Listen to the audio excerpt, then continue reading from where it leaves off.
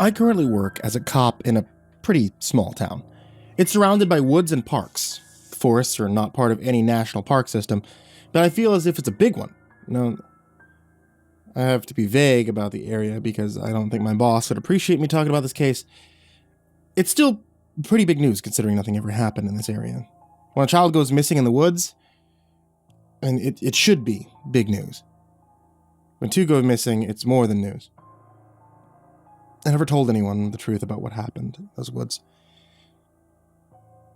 When I took a day looking for those children, I'm certain that if my boss heard any of this, he would strip me of my badge, he'd send me off to a head doctor, but I have to tell this in hopes that I get any information about who I came across that day.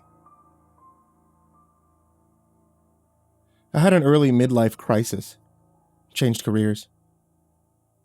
I come from a long line of police officers, and I planned that to be my future, but because of some complications and boring reasons, I chose to do something else. And then, later on in my life, I regretted my choices, and I did what I needed to do to become a cop. Even though I look on the older side, I didn't actually have a lot of experience in law enforcement. The place that hired me didn't need someone who did, just a person that looked the part, Nothing happened in these small towns, just some easy to break up bar brawls, and hell, couldn't even call them brawls. I feel as if they only hired me so that I could go through their ancient filing system, update it because my boss refused to do it. While I was organizing the mountain of old paperwork and cases, I found that this town had a pretty regular pattern of hikers going missing in the trails. But after looking at the national average, I guess our town wasn't anything special. Nothing sinister going on, just people just get lost. I'd only been working at my new job for 6 months when the uproar started. A child had gone missing on one of the easier and short hiking trails with his family. His father had turned his head to talk to his wife when he looked back. His little boy was gone, and they thought that he had just ducked behind a tree to scare him, but after looking through the entire area, they grew panicked. The mother stayed where they last saw him, and the father ran to get help by the ranger station. They quickly organized a search for the boy. The mother stayed in the spot for nearly 10 hours, waiting and watching, not knowing what else to do. I'm not a hiker myself, but I joined the volunteers. I searched for the boy. Any spare moment that I had, I was doing whatever I could to help. I ended up with hundreds of bug bites, torn ankles from my new boots, but I never complained. A child was out in the woods. We couldn't find any trace of him. And then a girl was lost.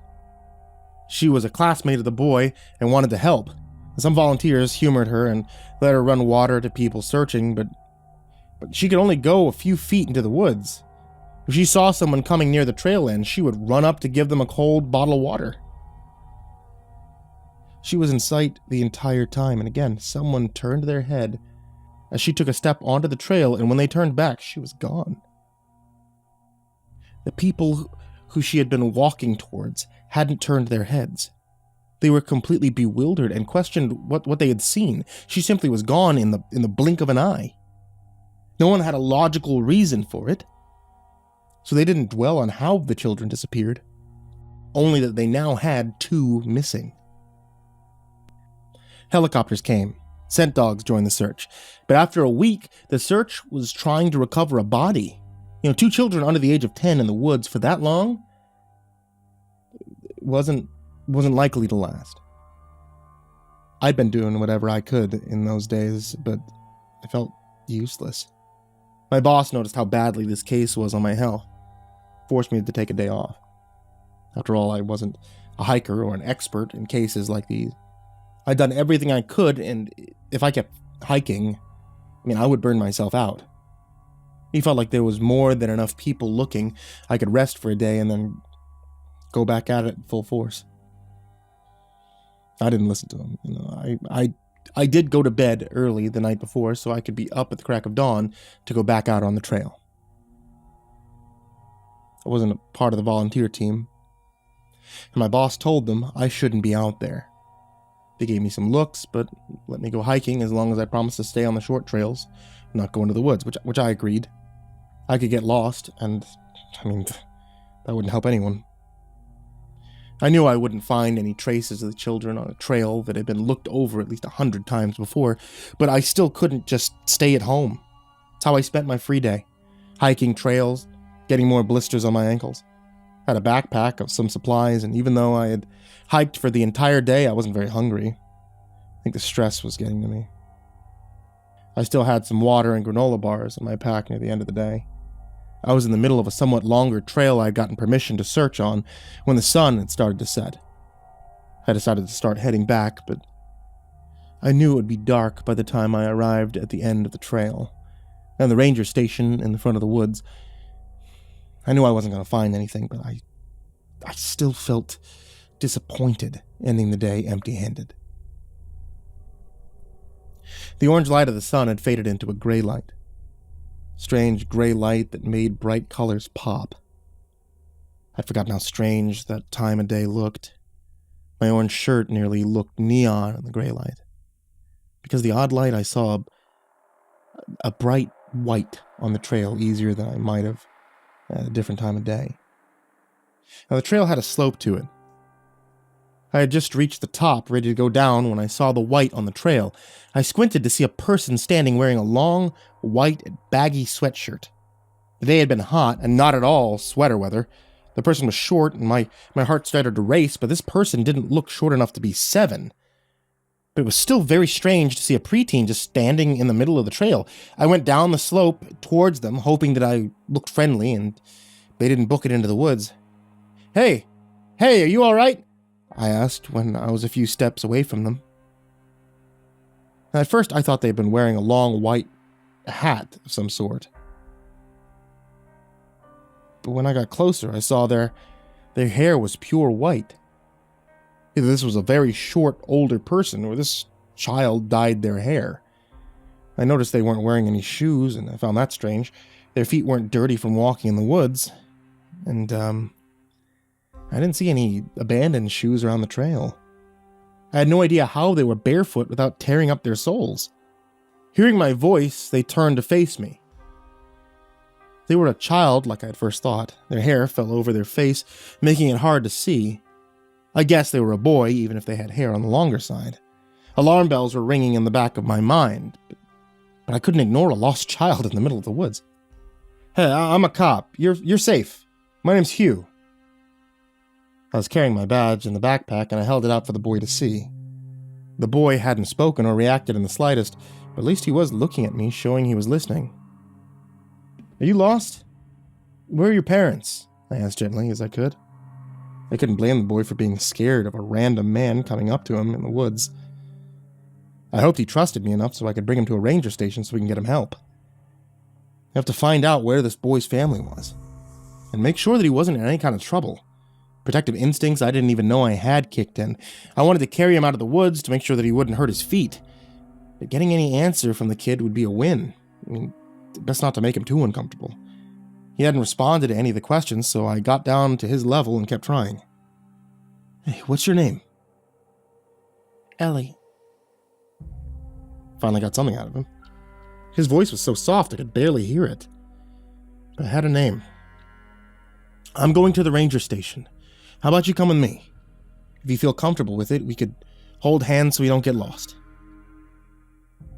I saw his hands fidget a little at the end of his large sweater, as his eyes darted back and forth considering what I had asked. Because I had gotten down a bit lower, I could see his eyes through his white hair. His hair wasn't dyed. He was just albino, judging by his pink, reddish eyes. A rare condition I had never seen in person before. I heard people with the condition had bad eyesight, and I mean, it would be dark soon. And I was surprised that there was still light after how long we had spoken for. Holding hands would be a good idea, if he couldn't see when the sun did finally set. He came to a decision and held out his hand and let me take it. He seemed like a shy kid, so I didn't push any more conversation and took my small win. When we started to walk, I kept my eyes on the ground, making sure that I was guiding him away from anything that might harm his feet. I wish I had brought a pair of extra socks that day. Ellie was very light-footed, though. He carefully walked around twigs on tiptoes as if it was second nature to him. I remember not wearing shoes as a child, so maybe he had just adjusted without them. I wish I had a way to leave a note where I found him. I mean, if his parents were nearby, they would be worried. But I assumed they would go where we were headed, once they couldn't find him. I had my phone on me. I was glad I still had it charged. Still holding Ellie's hand, I tried to unlock my phone with one hand.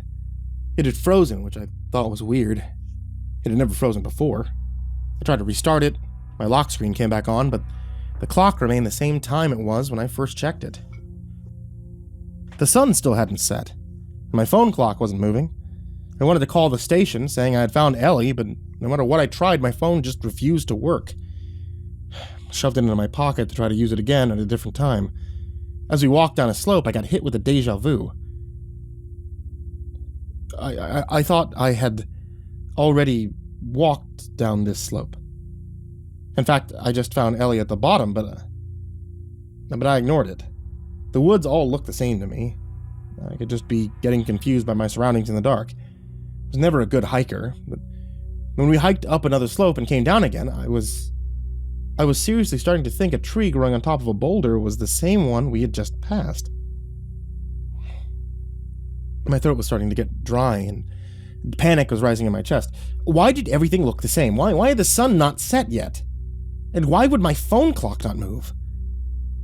I pushed those worries down until we passed by the same tree growing on top of the boulder a third time.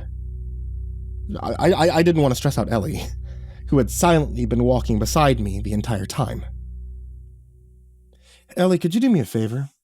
I don't mean to worry you, but could you stand right here as I look over that slope ahead of us? I want to look ahead. Okay, I swear I won't leave you. The boy gave me a nod, and it looked like he didn't want to let go of my hand, but he let it go, and I half jogged up the trail to the small hill in front of us. When I started to walk away, Ellie had crouched over and started to shove sticks in the dirt. What I saw at the top of the hill gave me tunnel vision. I thought I was going to faint. I stood staring at Ellie, crouched over, playing with sticks. I looked behind me, I saw the same thing. This couldn't be happening. I had to be seeing things. Maybe Ellie had a twin and they were messing with me. I jogged down and I walked over to the tree I was using as a landmark. I put my useless phone on top of a root. Ellie was staring at me and I gave him a smile. Humor me, I told him, and started up the slope again. When I reached the top, Ellie still had his line of sticks, but I felt a weight in my pocket. My phone was no longer on the tree root. It was in my pocket. What the hell? I asked slowly to myself. I had to be going crazy. I mean, maybe the stress had finally gotten to me. I couldn't be stuck in a loop. These things just don't happen. I walked down. I stopped in front of Ellie, wondering what my face looked like in that moment. I mean, if this was really happening, then Ellie might know something. I mean, after all, when I found him, the loop started. But I wasn't ready to put any blame on him yet. I'm gonna climb a tree, I said, hands on my hips. A hint of a smile flicked on Ellie's face. I had no idea what else to do. Clearly, I couldn't walk along the trail without getting brought back, but I wasn't about to risk going into the woods. I'd get put back on the trail, or I'd get lost in the trees. I mean, maybe, just maybe, if I climbed high enough, I could see something interesting. Or maybe the loop didn't reach high in the air. It was something I could try. I placed my bag at the base of the boulder tree, and I started to climb. Watch my bag for me, champ. You can have the water and snacks if you want, though, I told Ellie, and I started to climb. I wasn't much for climbing, but the branches were thick and close together, so it made it easy. This tree was almost made for it, you know. I slowly made my way up, getting covered in leaves, sap, scratches from the bark. I didn't know when I should stop. I made the mistake of looking down, and I froze in fear for a few seconds. I learned in that moment I was afraid of heights. But I had to keep going. I had to get out of there and find a way to get Ellie out of the woods. But I had to keep going. I had to get out of there and find a way to get Ellie out of the woods. I don't know how long it took, but I made it to nearly the top, where I could no longer grab branches to support my weight. And I looked around, seeing Nothing special, but I was still in the tree, so maybe the loop didn't reach that high. I took a risk, and I climbed up one more branch when the world went dark. I realized that the sun had set in the blink of an eye.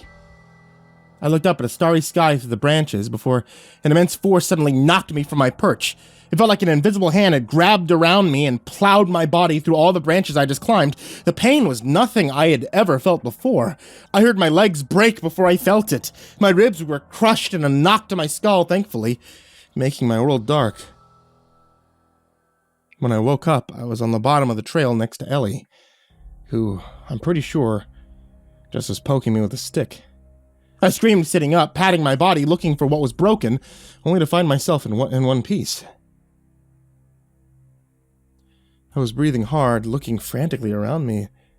I was back in the gray light of the trail, and my body healed. Not even the tree sap remained. I guess that didn't work, I said with a small laugh. Enough, though, that I wanted to cry. My body was healed, but I still held the memory of the pain. It was a good idea. I don't think I've ever seen someone find an opening of the loop before, Ellie commented in a small, soft voice. He had spoken about the loop. I no longer could doubt that it was happening. The whole thing was now out in the open, and we needed to talk about it. I'm stuck in a loop, I said, slowly, still not fully believing it. Yes, you are, Ellie said with a nod.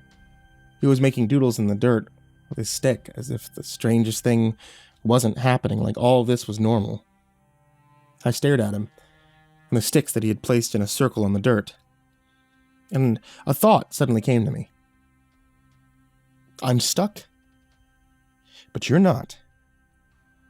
The sticks Ellie had been playing with remained when my phone was returned.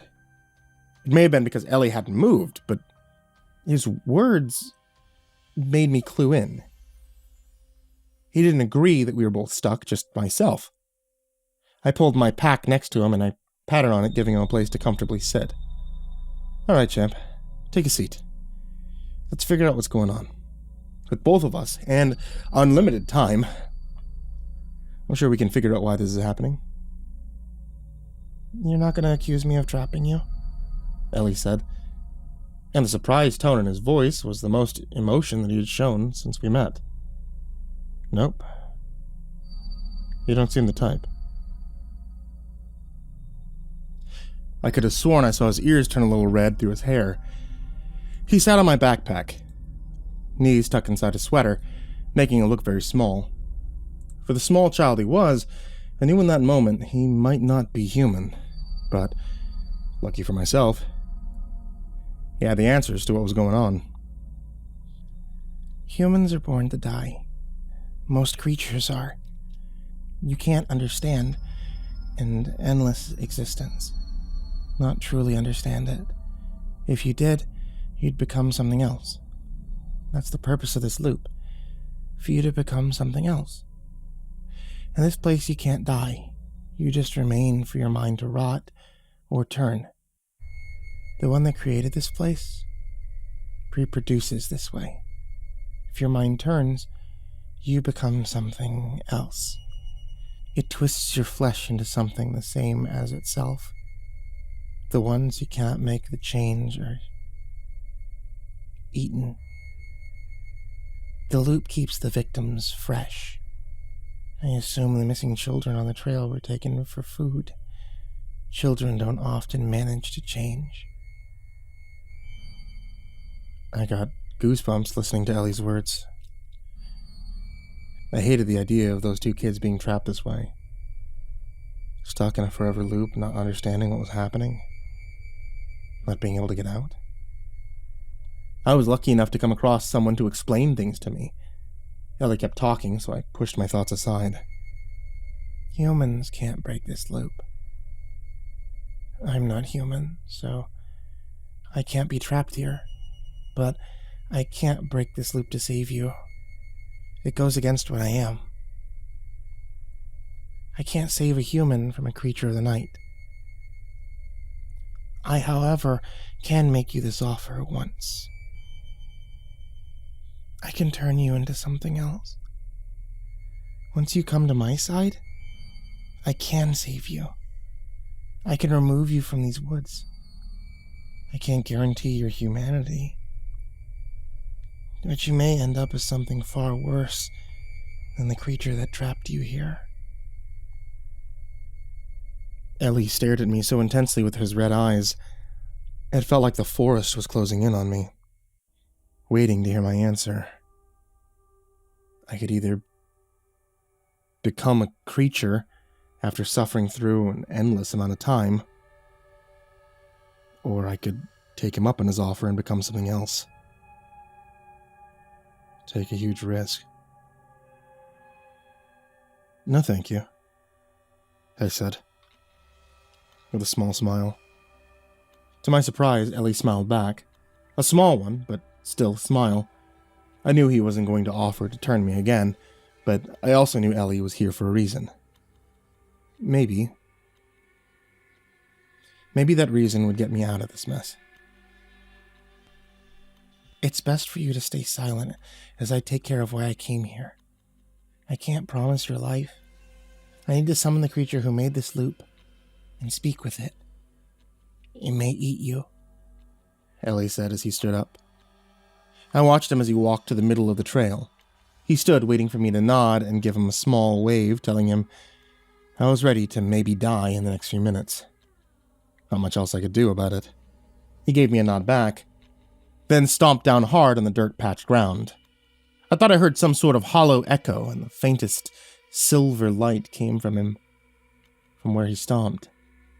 My body sensed the creature before I saw it. Every hair on the back of my neck stood on end and my hands started to shake. I had never been so scared in my life. I would honestly rather be thrown from a tree 100 times than be sitting on the trail when the creature showed itself. It was enormous, a black mass that flickered through the trees like a ghost. Its white glowing eyes and clawed black hands looked solid enough.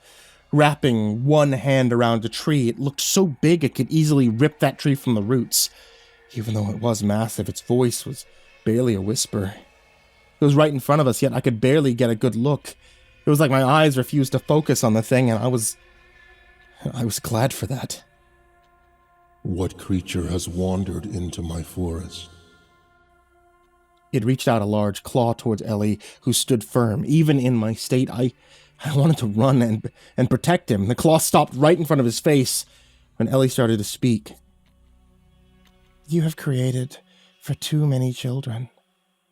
Your limit was 2. You are taking too many humans to feed them. And I suspect you took this other human to create a new. Ellie's strong words were cut off by a rasping laugh from the woods that made my skin crawl. This forest is mine. I can make as many children as I like. Now be gone. A massive claw came down to crush poor Ellie, and I shot to my feet. I was far too slow, but my concern was not needed. The moment the ghastly claw came down, it exploded into a silver mist. The creature let out a shriek of pain and darted further back into the woods, nursing its wound. Ellie had not moved, and his back was turned to me, but I could feel he was very angry. You cannot be. The monster hissed with a voice full of hate. The Silver King is dead. I cannot die, and you have insulted me beyond going past your child limit. As a punishment, you must kill the most recent ones that you've created. You must also break the loops of the humans you've trapped. Humans that are most suited to be returned to their world, adjusted to life peacefully. You'll go hungry for a while, but be thankful for your life. The monster hissed. More darted back and forth between the trees, considering what to do. It clearly wanted to kill Ellie, but couldn't. I couldn't believe that Ellie, the small child before me, was a scarier monster than the dark thing in the woods. But the proof was the thing not attacking. With more pacing and hateful hissing, it agreed. Oh, thank you, my dear Silver King, for sparing my life this night. I shall never forget it. Never. I'd never heard such pure hate before. It made me feel sick just listening to that dreadful voice. I had no idea how Ellie stood so still with them directed towards him. He was a tough kid, it seemed. I expected something special to happen, but I just blinked and everything returned to normal. It was dark, meaning the sun had finally set. Ellie stood in the same spot, the monster in the woods gone. I checked my phone, finding that it worked, but I didn't use it to call for help. I knew I was safe to walk the end of the trail and out of the woods. Ellie looked at me with a hard-to-read look on his face. It lightened when I offered my hand to him so that we can continue our way, the same way that we'd started. Even in the dark, I saw his face flush a little. He was a big, important figure amongst very scary creatures. I don't think he often was treated like a child that he was, and appreciated the gesture. I wish I had spoken to him on our walk. I don't know what to say after everything I'd seen. I was going through ideas in my head when I saw something else on the trail in front of us. My throat closed and I felt tears come to my eyes. The missing children stood alone, holding hands, looking scared. I let go of Ellie's hand to run over to the poor lost kids. I checked them over, finding them to be safe, perfectly fine. But when I looked back, Ellie was gone. I was a bit suspicious, bringing 2 of the missing kids out of the woods. 2 kids that should have been dead, and looked the same as they did when they had gone missing. But I had a solid alibi when they had been on the trails. One was me on camera buying gas, and the other was me with 10 other volunteers when the little ones had gone missing. Some people thought I was working with the ones who had taken them, but no proof for the matter ever dropped. No one could explain what happened, and I wasn't offering my strange tale. The kids said that they'd been stuck in the same spot for a long time, but they didn't get hungry. Since they were so young, the police didn't know what to make of it. The case came to a standstill, but most people were just happy that the kids were found. Since then, I wondered about Ellie. I couldn't help but think how he's doing out there, if he's safe. I mean, of course he's safe. He seems like a big deal. But I can't help myself. I've been looking, I'm trying to find any mention of him.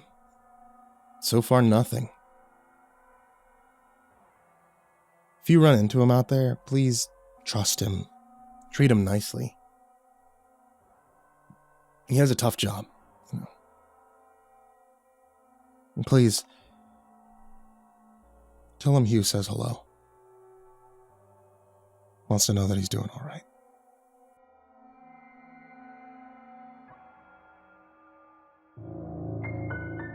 Hey, Dale? Yeah? My head popped up from my conversation with a young elementary school teacher. She'd spent the last 30 minutes explaining how going to a swinger party wasn't normally her thing. I'd been listening, but mostly I'd been paying attention to the delicate locks of downy blonde hair that hung around the nape of her neck. We could use your help. Allie thinks that we've got a creeper. Where? I asked. She's in the garage with him now. Oh, sorry, I said, flashing a smile at the pretty young teacher. This happens. I'll go take a look and I'll be right back. She giggled some affirmation when I got up. I had to duck my way around one couple groping each other in the cramped hallway before I got there, momentarily stopping to chastise our accountant for not using a coaster on Allie's favorite coffee table. I mean, to be fair to the guy, he was getting head at the time, but the table's an import and worth a small fortune. She's keeping him busy. Minnie, our neighbor, was waiting for me by the half-open door. She was a little tipsy, leaning on one side and looking awful concerned. We'd had our fair share of unpleasant guests in the past, but something about Minnie's expression worried me. When I stepped through the door, I found my wife chatting openly and laughing with Jacob and Alex nearby. She was keeping it jovial, commanding all attention with expert control. That alone let me know she'd already had to do some de-escalating. Hey, babe, I said, stepping up and wrapping an arm around her waist. What's up? These are our new guests, she replied, gesturing to the quiet man in front of us. He was younger than he should have been. 25, tops. Not a bad-looking man by any measure, but he seemed about as comfortable as a stray cat in the dog pound. I couldn't tell if he'd noticed the ever-growing number of men around him, but I hope not. Allie's charm offensives were so efficient that most unwanted guests didn't see the door coming until it slammed in their face. Nice to meet you. I held out my hand and prayed to God that this guy hadn't been jacking off. Francis, he replied as he shook it. His grip was limp, cold, and worryingly moist. And this is Nadia. Here we go, I thought as he moved aside to reveal a folding chair and its occupant. There's the rub. At a glance, it looked like just a girl in her late teens with a hoodie pulled up and over her face. It didn't take long for my eyes to correct themselves. Her pose was too stiff. She wasn't a she at all. She was an it. A doll.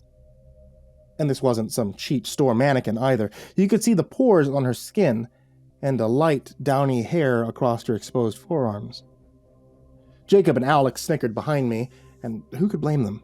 I had to suppress a smirk myself. It got even harder when Allie gave me a nudge and told me to introduce myself, and I had to talk out loud to a fucking real doll. Hello, Nadia, I said, biting the inside of my cheek so hard that it bled. Sorry, Francis replied. She's not much of a talker. Oh, I bet, I said, and there was more snickering behind me. Are you comfortable, Francis? I asked. We want to make sure that everyone here is comfortable. Little nervous? He laughed. But I'm being brave for Nadia. She's always been the adventurous one. How did you find out about us, Francis? Allie asked with a gentle smile and a tilt of the head. Nadia knew, he replied. She wanted to experiment, and we've been talking about opening up a little. It's a lot for the first time, isn't it? Allie asked, leaning forward and touching his forearm. A lot of new couples like to pop in, look around before committing to anything. Great fun for them, not always for the people being watched. Our lifestyle has meant we're extra sensitive to being put on show. We don't like to feel judged. Now that I understand, Francis laughed nervously. My parents hated meeting Nadia. Jacob let out what could only be described as a kind of squeal of laughter before covering it up with a burst of a cough. Sorry, he sputtered. Beer went down the wrong way. He wasn't holding a drink. It's not good to feel judged, is it? Allie said, stepping a little closer to Francis without him realizing it. She began to walk him slowly to the door, even as he nodded his agreement.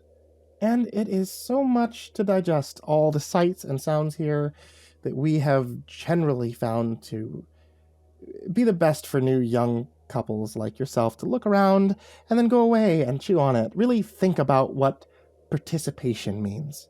Does that make sense? I mean, you can't unfuck someone, she smiled, as she lifted the doll and placed it in Francis's arms. It's a door you can't go back through. So given that you've spent some time with us, both you and Nadia, it's probably a good idea for you both to give some serious thought about what you've seen and how you feel about it. Oh yeah, of course, he said. Nadia and I will... The door closed. And we all returned to the party in a flurry of laughter. Allie had her head on my shoulder as we watched the video on my phone. You could have told me I had a spot on my ass, she grumbled. Jacob's a cop, I said. He's seen worse. How was the teacher? Was Sal her name? Yeah. She made a few comments to Jordan that made him uncomfortable, I said. How bad was it? The word, urban was used. Usually Jordan's a big boy. I don't think that he was too put off by that kind of thing, but it was... still pretty awkward. Oof. Allie winced, closing the video on her phone and sitting upright to stretch. I'll speak to her next time if we're going to go to lunch. That must have been as awkward as talking to Francis. Not quite, I winced, cringing at the memory of that strange little episode. Poor guy. I mean, what do you think his deal was? I don't know. She yawned and pushed herself up off the sofa. I just hope that he doesn't turn out to be some weirdo with night vision goggles and a crossbow. I mean, he seemed sincere, I said. I don't know if that's reassuring or frightening. That he did. Utterly fucking bonkers, but sincere. Come on, let's head to bed. We've got a long day ahead of us tomorrow. I pushed myself up and went about locking up. I pulled curtains, I made sure an old cigarette was put out, and I switched a few of the hungrier appliances off at the plug. Somewhere in the bedroom, Allie turned on the shower, and I decided I'd hop in and join her once I was done. My last stop was the garage. I'd been tempted to walk past it. It was always a little too dark in there with the fluorescent lights that played havoc with the shadows. I'd often catch sight of my own eyeless reflection in my car's windowsill and make myself jump, and something about the lingering impressions of the damn doll meant that I wanted to put the whole place as far away from my mind as I could. But when I caught sight of the door at the end of that long hallway, I noticed it was slightly ajar, and a cold breeze was coming through. Inside, I found the back door wide open and the lights turned off. The cold autumn wind blew through it, sending a few dry leaves skittering across the floor. Images of old slasher films came to mind, and as cheesy as they might seem, I felt afraid as I called out and waited for some sign of an intruder. Hello? No one answered, but that didn't mean no one was listening. I had the overpowering sense that I wasn't alone in that room, and I turned the light on, expecting my childish fear to be dispelled. As it turned out, I was both wrong and right. Jesus fuck, I cried, barely managing to keep my voice from rising into a scream. Nadia, that doll, was sat across the hood of my car in a disturbingly lifelike pose. Her legs were crossed and her head tilted to one side like a teenager waiting for her acne-faced boyfriend to get out of work. There was even a cigarette propped up between her lips. She shouldn't have been there. Of course. Not only had Francis no right to break in and leave her there, but it made no sense.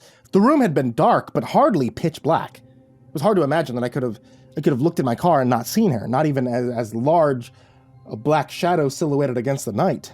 Francis! I called. Francis, are you in here? I stepped down into the garage and silly ideas started to rush into my head. See, I knew I should have been looking elsewhere for that boy. I knew he must have been somewhere. Probably filming me so that he could post the video to a shitty prank channel on YouTube, but I couldn't take my eyes off that damn doll. I mean, I kept expecting her to run towards me. She seemed so natural, sitting there. Part of me believed that without a shadow of a doubt, she was waiting for me and no one else. Sorry to do this to you. The voice that spoke was desperate. It was quiet and almost courteous, but still touched a nerve in me, and I cried out, "What the fuck?" My outburst was cut short. Francis stood in the doorway, blood running down his temple and his clothes torn to pieces. He was crying, his right arm shaking from the weight of a revolver clutched tightly in his fist. You seem like a nice couple," he moaned. "You don't deserve any of this."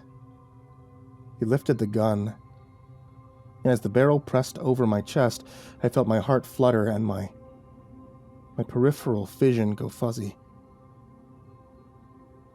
Allie was right.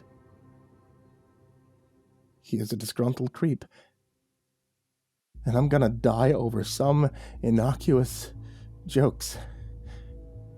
He put the gun to his temple, and he shot himself.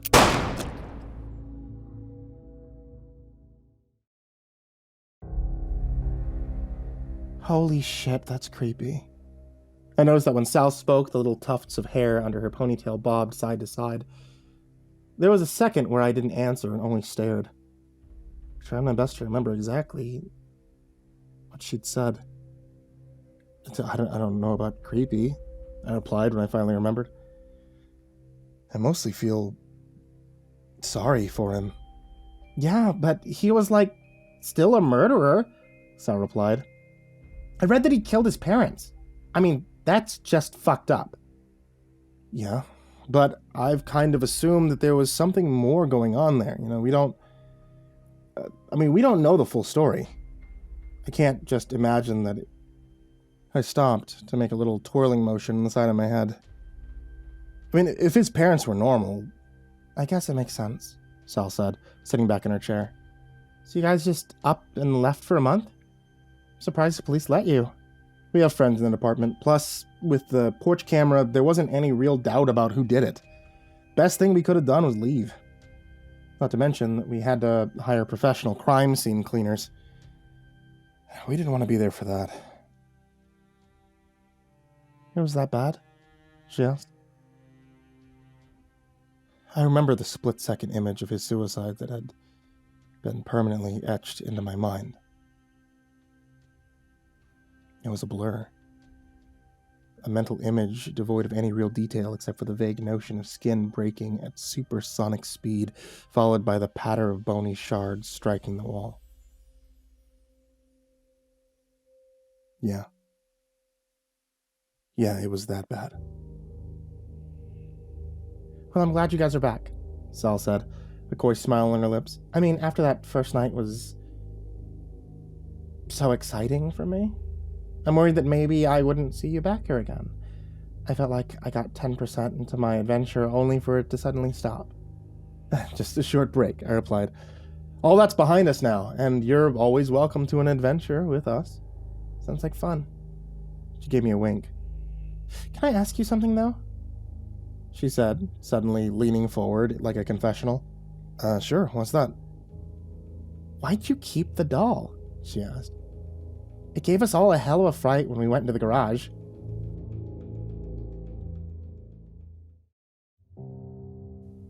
What do we have? Allie asked. Saul saw it, as we know. Frank, Alice, Jake, Al, Jordan, Kim, pretty much anyone who, partakes, saw it when they all went out there to smoke, sometimes in ones and twos, sometimes as groups. And they didn't think to mention it? She asked. They just thought that we'd kept a murderer's sex doll for, what, shits and giggles? Did they at least see who took it? Does anyone know where the fucking thing went after they finished getting baked in our garage? They were just having a good time, I said, making sure to sound as calm as possible.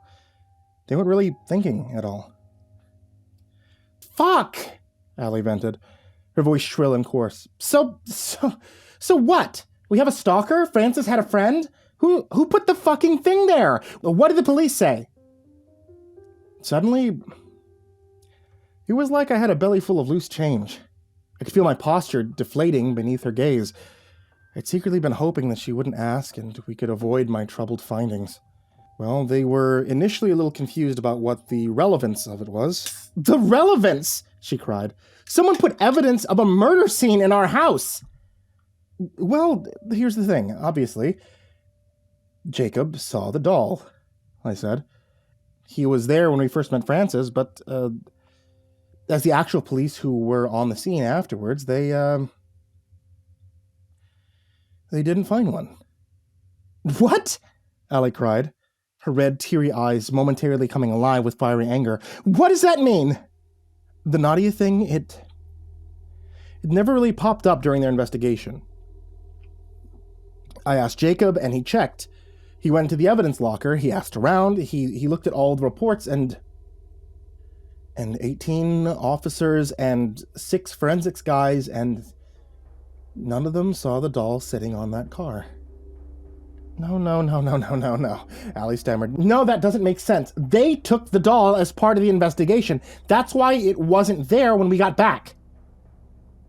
Apparently, they didn't, I said. They assumed that we did something about it. They were going to ask, but then they found his parents running away in that secret basement, and it kind of got lost in all the excitement. Allie covered her face with her hands and slowly leaned forward until her head was pressed into the table. When she finally looked up, I could see that she no longer held back her tears. Who took it? And who brought it back? It wasn't Sal, was it? I doubt it, I replied. I checked the porch camera, no one comes or goes that way all night, and it's not like she could have lugged a 60-pound doll through the house with no one noticing. So we've got a stalker, Allie cried, part indignant, part terrified.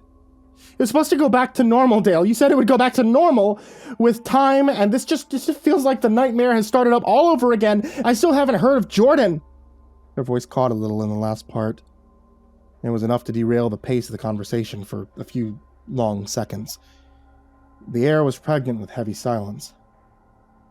Why would you? I asked. Well, normally he'd send a text after a party. My eyes narrowed.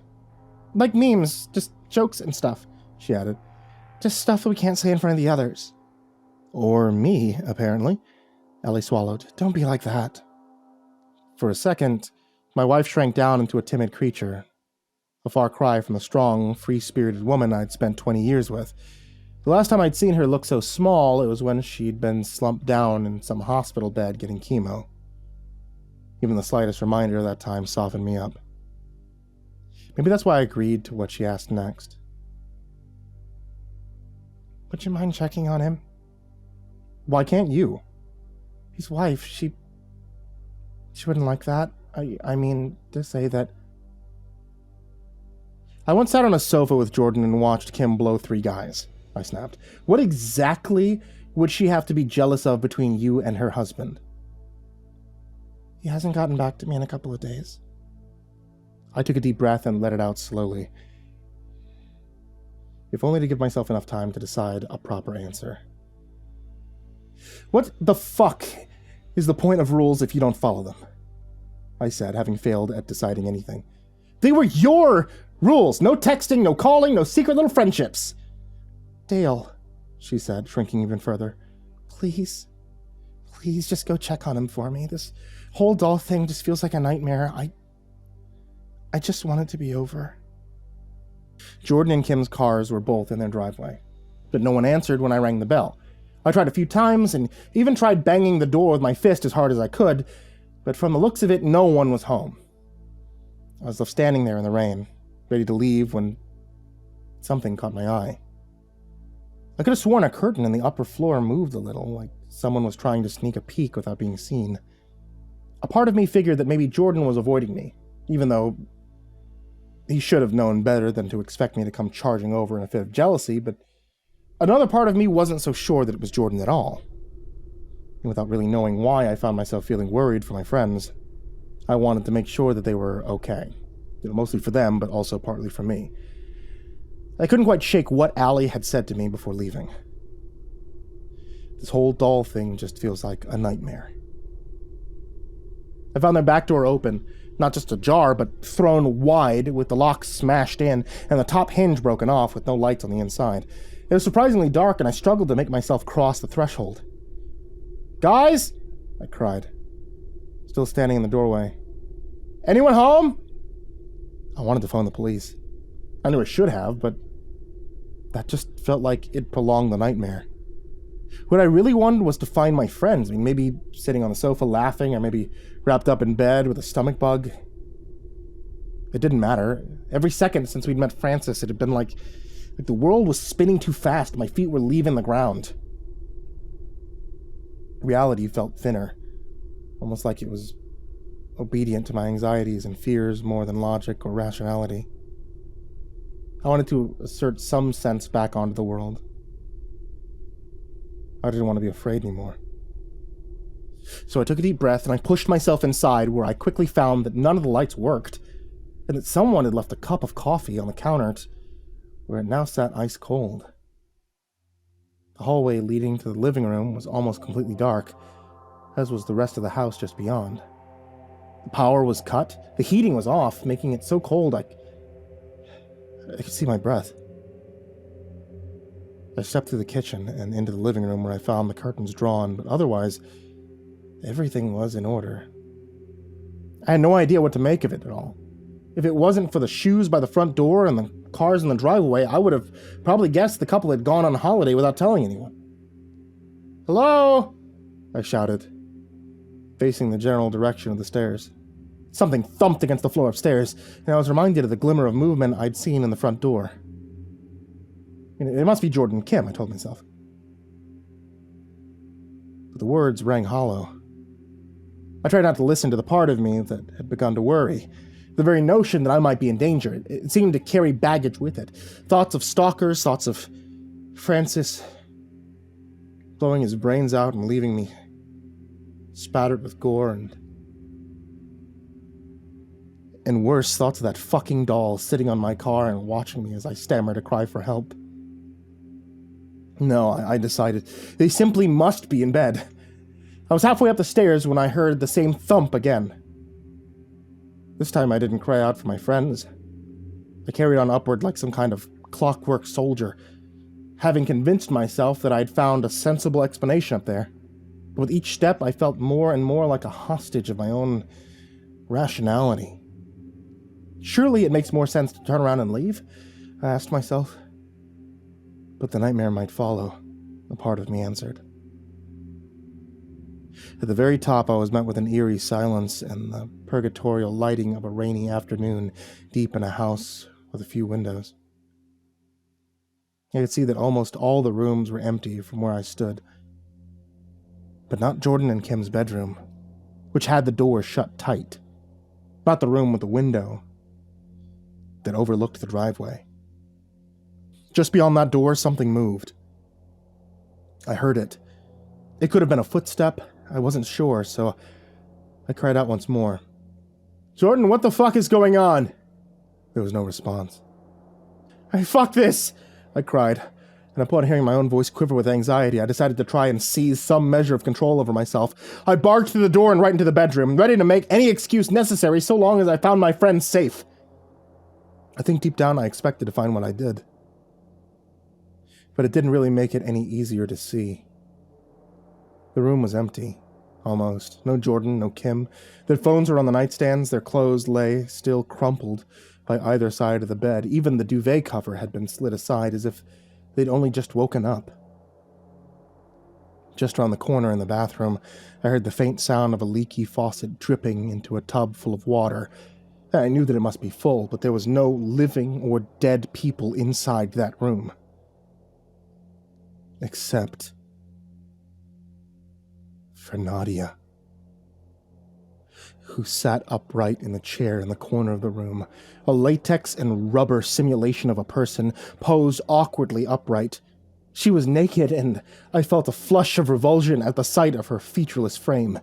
Everything about her was wrong, and it made my skin crawl to see it all laid bare. I would have left were it not the sound of something sloshing in the tub. A thought entered my head. I wondered if perhaps Jordan and Kim had somehow kept the doll and been using it to play a kind of joke. Cruel or not, I would have been relieved to know that was the case, staring at it. Then, as it gazed emptily at their bed, I desperately wanted to be reminded that it wasn't real. It wasn't alive or feeling. It just was. A piece of inert matter devoid of everything that makes you or I special and alive, because despite everything, it kinda looked alive. It had arms and eyes, a nose with freckles, slender fingers that sat patiently on its lap. I told myself it was some part of the old lizard brain that made me project the notion of a patient predator onto its delicate features. That was what it reminded me of. Some deep-sea rockfish waiting for its prey to come floating past. Once again, there was that noise from the tub. The door to the bathroom was barely a meter from the doll. If I wanted to find out more, I'd have to get closer to it. I kept my distance from the doll as I approached the door. I tried to ignore it, but my nerves were up and my mind was focused on where it sat in the periphery of my vision. I could feel that fucking thing sitting there like a heat source, blazing away at my subconscious. It was positively radioactive in my mind, triggering every deep-seated instinct that I had. I turned the handle and pushed the door, and I found the bathroom cold and empty. Dingy-looking water sat in the tub, disturbed occasionally by the leaky faucet that sent the water sloshing. I walked over and dipped my fingers into the water, finding it tepid and unwelcoming. Everything about that fucking house was cold, like it wasn't meant for human occupation anymore. I rolled up one sleeve and I pulled the plug, pausing for a moment to listen to the water gurgle down the drain. "Where are you?" I muttered quietly to myself while looking back at the empty bathroom. Right here. Jordan? I cried, almost bursting into laughter, ready to turn and find my friend waiting for me. The laughter died when I saw who was really there. Nadia had moved, sitting upright on the bed and looking into the bathroom. She wasn't alone. 2 latex figures sat beside her so that the 3 pairs of glassy eyes faced me. One had been made to look like Jordan. The other looked like Kim. And they were all smiling and naked, their plastic limbs resting nonchalantly on each other's bodies. Why so shocked? Jordan's voice was the same, but when the plastic mouth moved to shape the words, it felt as if my feet had finally left the ground and my mind went airborne. My vision blurred and the skin on my scalp tightened like there was a big screw being tightened at the back of my skull. Blood rushed from my brain and went to God knows where as every inch of my body struggled to reject the scene before me. This isn't anything you haven't seen before, Kim chuckled, as her head turned stiffly to face Nadia. I snapped, and I ran straight through the door, desperate to escape. Only my progress was stopped partway as something wrenched at my jacket. Nadia's plastic arm had reached out and grabbed my jacket, pinning me to one spot like I was an unruly dog with a leash. I'll see you this weekend, she said in a husky voice. And just like that, she let me go, and my feet finally finished carrying me out of the room and out of that house. Their laughter followed me the entire time. I think we should cancel this weekend's party, I said as I sat opposite Allie. So far I managed to avoid mentioning what I'd found to Allie, but she clearly sensed that I wasn't being honest and had been cold to me ever since. I thought she figured I was hiding something about Jordan. Maybe that I'd gone and told Kim and gotten her little friend in trouble. I don't want to, Allie replied. She'd spent the last hour sat on the sofa with her knees pulled up to her chest. I don't like the way this place feels when it's empty. Then I think we should go away again, I said. We've got the money, we've got the time. Allie looked at me and almost smiled. Almost. What? I asked. I don't want to do another 2 weeks in some rainy flat with you, she replied. Just hiding from all of our problems. I thought it was nice, I said. Just you and I. Dale, we both know neither of us signed up to live in each other's pockets, she said. I like our life, as it is. I don't want to leave it behind for what could be months, maybe even years. No one's even replied in the group chat, I told her. You don't actually know if anyone's coming this Saturday. They're grown-ups, Allie replied. They know it's every other weekend. It's not like we need them to RSVP. No one is this quiet for this long, I said. Well, they're our neighbors, aren't they? Sal lives like 8 doors down. Jacob's around the corner, and you saw him a few days ago. Just go knock and see what they're doing.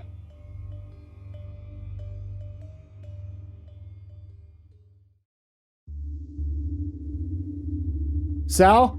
I knocked on the door and waited, looking anxiously at the direction of Jacob's house. I'd last spoken to him in a panicked phone call over seeing Jordan. He'd come quickly to where I'd pulled over to the side of the road and was mostly a good friend. I say mostly. So I asked him to make an official report on what I'd seen. Go get help for his friends in the station. He'd refused, looking at me in a kind of sad way that broke my heart, like I was an elderly dog that was due one last trip to the vet. After that, he stopped returning my calls. Sal! I cried, suddenly desperate to break my train of thought. Sal, please open the door! No one came, but on a hunch I tried the handle and the door opened easily. Inside I found a familiar scene. The rooms were cold, the curtains drawn. There was a few signs of an early morning start for the young teacher who lived there. A blouse was hung up on the kitchen door, next to an open ironing board. A mug sat by the kettle, with a tea bag already inside, and the washing machine door was open. A few towels left to dry on a nearby clothes horse. Sal! This time I didn't shout. It was more of a whimper. Something was wrong, and I already knew what. I could feel it in the air. Upstairs, I found 2 locked doors, not one. I was reminded that Sal shared a rental with her close friends who she'd talked about for a fair bit. I hoped to God that both of them were safe. I tried the nearest door, and for the first time since entering, I felt something like relief. There was no one there, just a rumpled bed and a few photos of Sal and some people who bore a family resemblance to her. Without meaning to, I laughed. I began to seriously entertain the notion that I really had been seeing things back in Jordan's house. That young man's death, it had left me seriously on edge. Maybe everything I'd seen had just been trauma. For weeks, it had felt like my mind was fraying at the corners. And while this line of thinking was hardly comforting, it did give me the courage to try the final door. "Oh shit!" I cried, shocked and embarrassed at the sight of a naked young woman sitting with her back to me. I immediately pulled the door shut and began stammering an apology. "Oh Jesus, I'm sorry, I didn't mean to break in. I'm friends of Sal's, and the door was open, and I had this ridiculous idea that something bad had happened to her, and..." Slowly it dawned on me. There had been no cry, or gasps, or shouts. I mean, I'd never met Sal's friend, but whoever was in that room, their reaction to having their privacy invaded by a total stranger hadn't been scream or threaten me with the police. It had been silence. Well, I realized as I held my breath and listened, not quite silenced. Something was creaking on the other side of the door, like wood under strain. It made me think of tight ropes and badly oiled metal. "Are you okay?" I asked as I opened the door and saw once more the young woman standing naked with her back to me. Her downy blonde hair was short and messy, but something about her was all too familiar. I figured it couldn't have been Sal. Despite the resemblance, she was too different, as if she was Sal reduced. Her waist shrunk down, her shoulders made diminutive. Gone was the faint dimples along her thighs and bum, the faint blue webbing of veins by her ankles. Everything I saw now was smooth and blemish-free, so grossly devoid of character as to portray itself as dead and lifeless. A homogeneous slab of nothing. Carved to look human. Sal? I stammered. She turned to face me, her head rotating effortlessly without her shoulders or feet having to move. "What an adventure," she giggled, bending one elbow in the wrong direction to have a hand awkwardly cover her mouth, her eyes, enlarged to the size of golf balls, moving independently to look at me. "What happened?" I cried. "Would you like a threesome?" she cried in an infantile voice. "My friend and I are ever so keen." It was maybe half a second between her shrill giggle and her launching herself off of the bed and right at me, even with my hand already on the handle, and with my nerves so fraught that my reaction was lightning fast. She reached the door before I had time to slam it. 3 fingers that looked like cheap Halloween decorations poked through, and she wrenched the door back open with such little effort that I was thrown headlong into the room with it. "Come see her!" she screamed, grabbing me by my hair and lifting me. Somehow, even though I'm not a small guy, she lifted me off the floor, walking me into the bathroom where she showed me what she had trapped in the tub. "She's the shy one," Sal said, tilting her head to one side in some twisted affectation. Jesus, I stopped struggling when I saw what lay in the bath. There was a young woman pinned down beneath what looked like sheets of heavy skin-colored rubber. Silently, she writhed beneath a sloshing mixture of featureless flesh and discolored blood that coagulated along the edges. 2 red, swollen eyes pled with me for help, like she wanted to scream, but she couldn't. With mounting horror, I realized why. She wasn't beneath the sheet of rubber. She was the sheet of rubber, or at least bits of her were. Where it had buried itself into her skin, it melted what came beneath in what must have been an agonizing process of slowly flaying flesh. She couldn't scream because her mouth had been lost to the biological stew that consumed her, and even as I looked, a fake-looking pair of lips rose up from the clay-like substance that had engrossed her and smiled. "You're so handsome," it cooed. "Can I call you master?" Something about it. About the words, it broke me. I no longer tried to unfurl Sal's cold fingers from my hair. Instead, I grabbed her wrist and I pulled, desperately, tearing a massive chunk of my scalp free in the process. It hurt like nothing else I'd ever felt before, but it was worth it just to feel my feet touch solid ground. Sal made no effort to grab me. "See you at the party," she cried.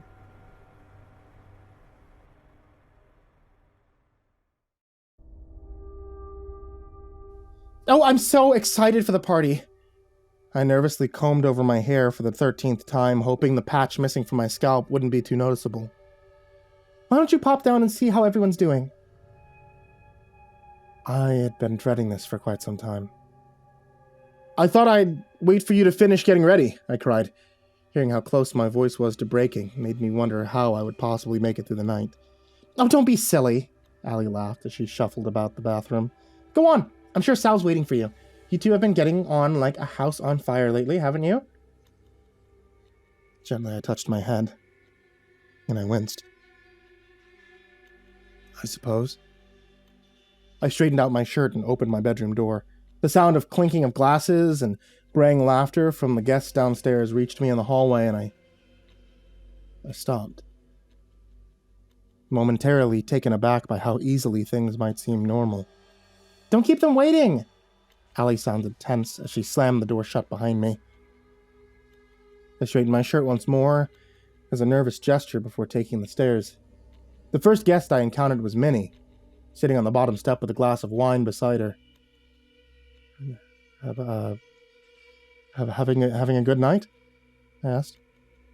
She rotated her head stiffly, looking at me with lifeless eyes. Burgundy painted lips curled upwards in a mischievous smile as she winked at me. When she went to raise her dress with rubber fingers, I turned away and rushed out of her reach. Let me get you another drink, I cried, desperate to make any excuse that I could. In the dining room, I found Jacob and Alex, watching their wives caress and kiss each other, their plastic limbs squeaking under the friction. When they noticed me, all four of them turned in silent judgment and stared. None of them spoke, they only smiled, waiting for me to join in. Unsettled by their gaze, I hurried away, stumbling across one bizarre scene after another.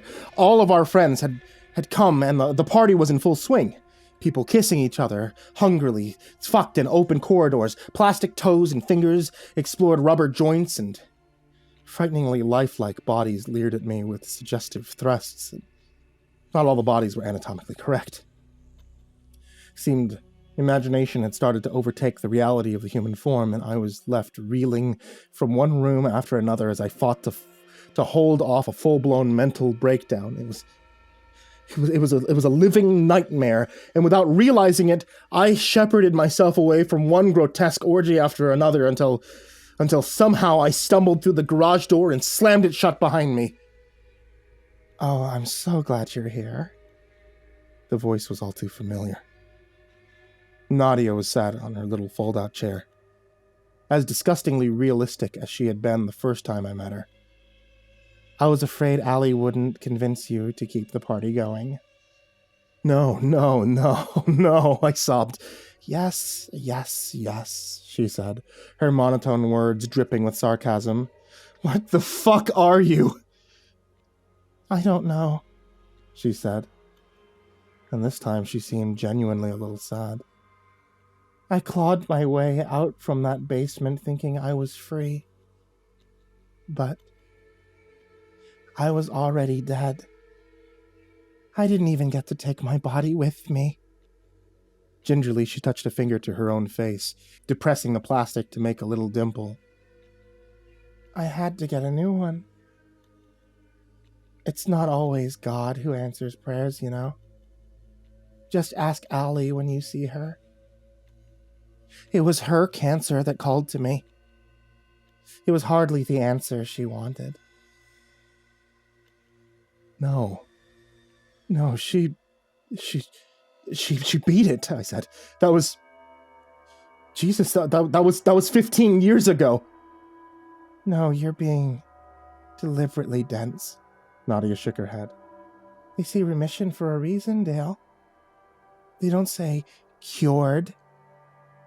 It had come back, and it was tearing through her one organ at a time, and she could feel it. So could I, for that matter. I decided to offer her the one thing I never had. Never, not once, I offered her a choice, a way out. Not the ideal way. At least the party could keep on going. From behind me, the door opened and closed, briefly letting a flourish of nightmare that still raged on. A hand rested on my shoulder that was cold and firm. It was plastic. Hey, Allie, Nadia said. How do you like it? I feel cold. Well, you'd better find someone to warm you up, Nadia replied while winking at me. The hand on my shoulder tightened. When I risked a backwards glance, Allie looked down with eyes that curdled my blood. Did you sell yourself to this monster? I asked. No, she said. And for a second I could see that her eyes were almost overcome with heartbreak. That only made the words that followed 1,000 times more painful. She sold you, Dale, Nadia said, rising out of her chair and walking towards me. I'd like to meet new people, and I'd like these parties to keep going for as long as they can. Arrangements must be made, Dale. And having you around to bring new faces, keep the old ones happy, well, it was just about the only thing your wife could offer. Nadia bent down and stroked my face.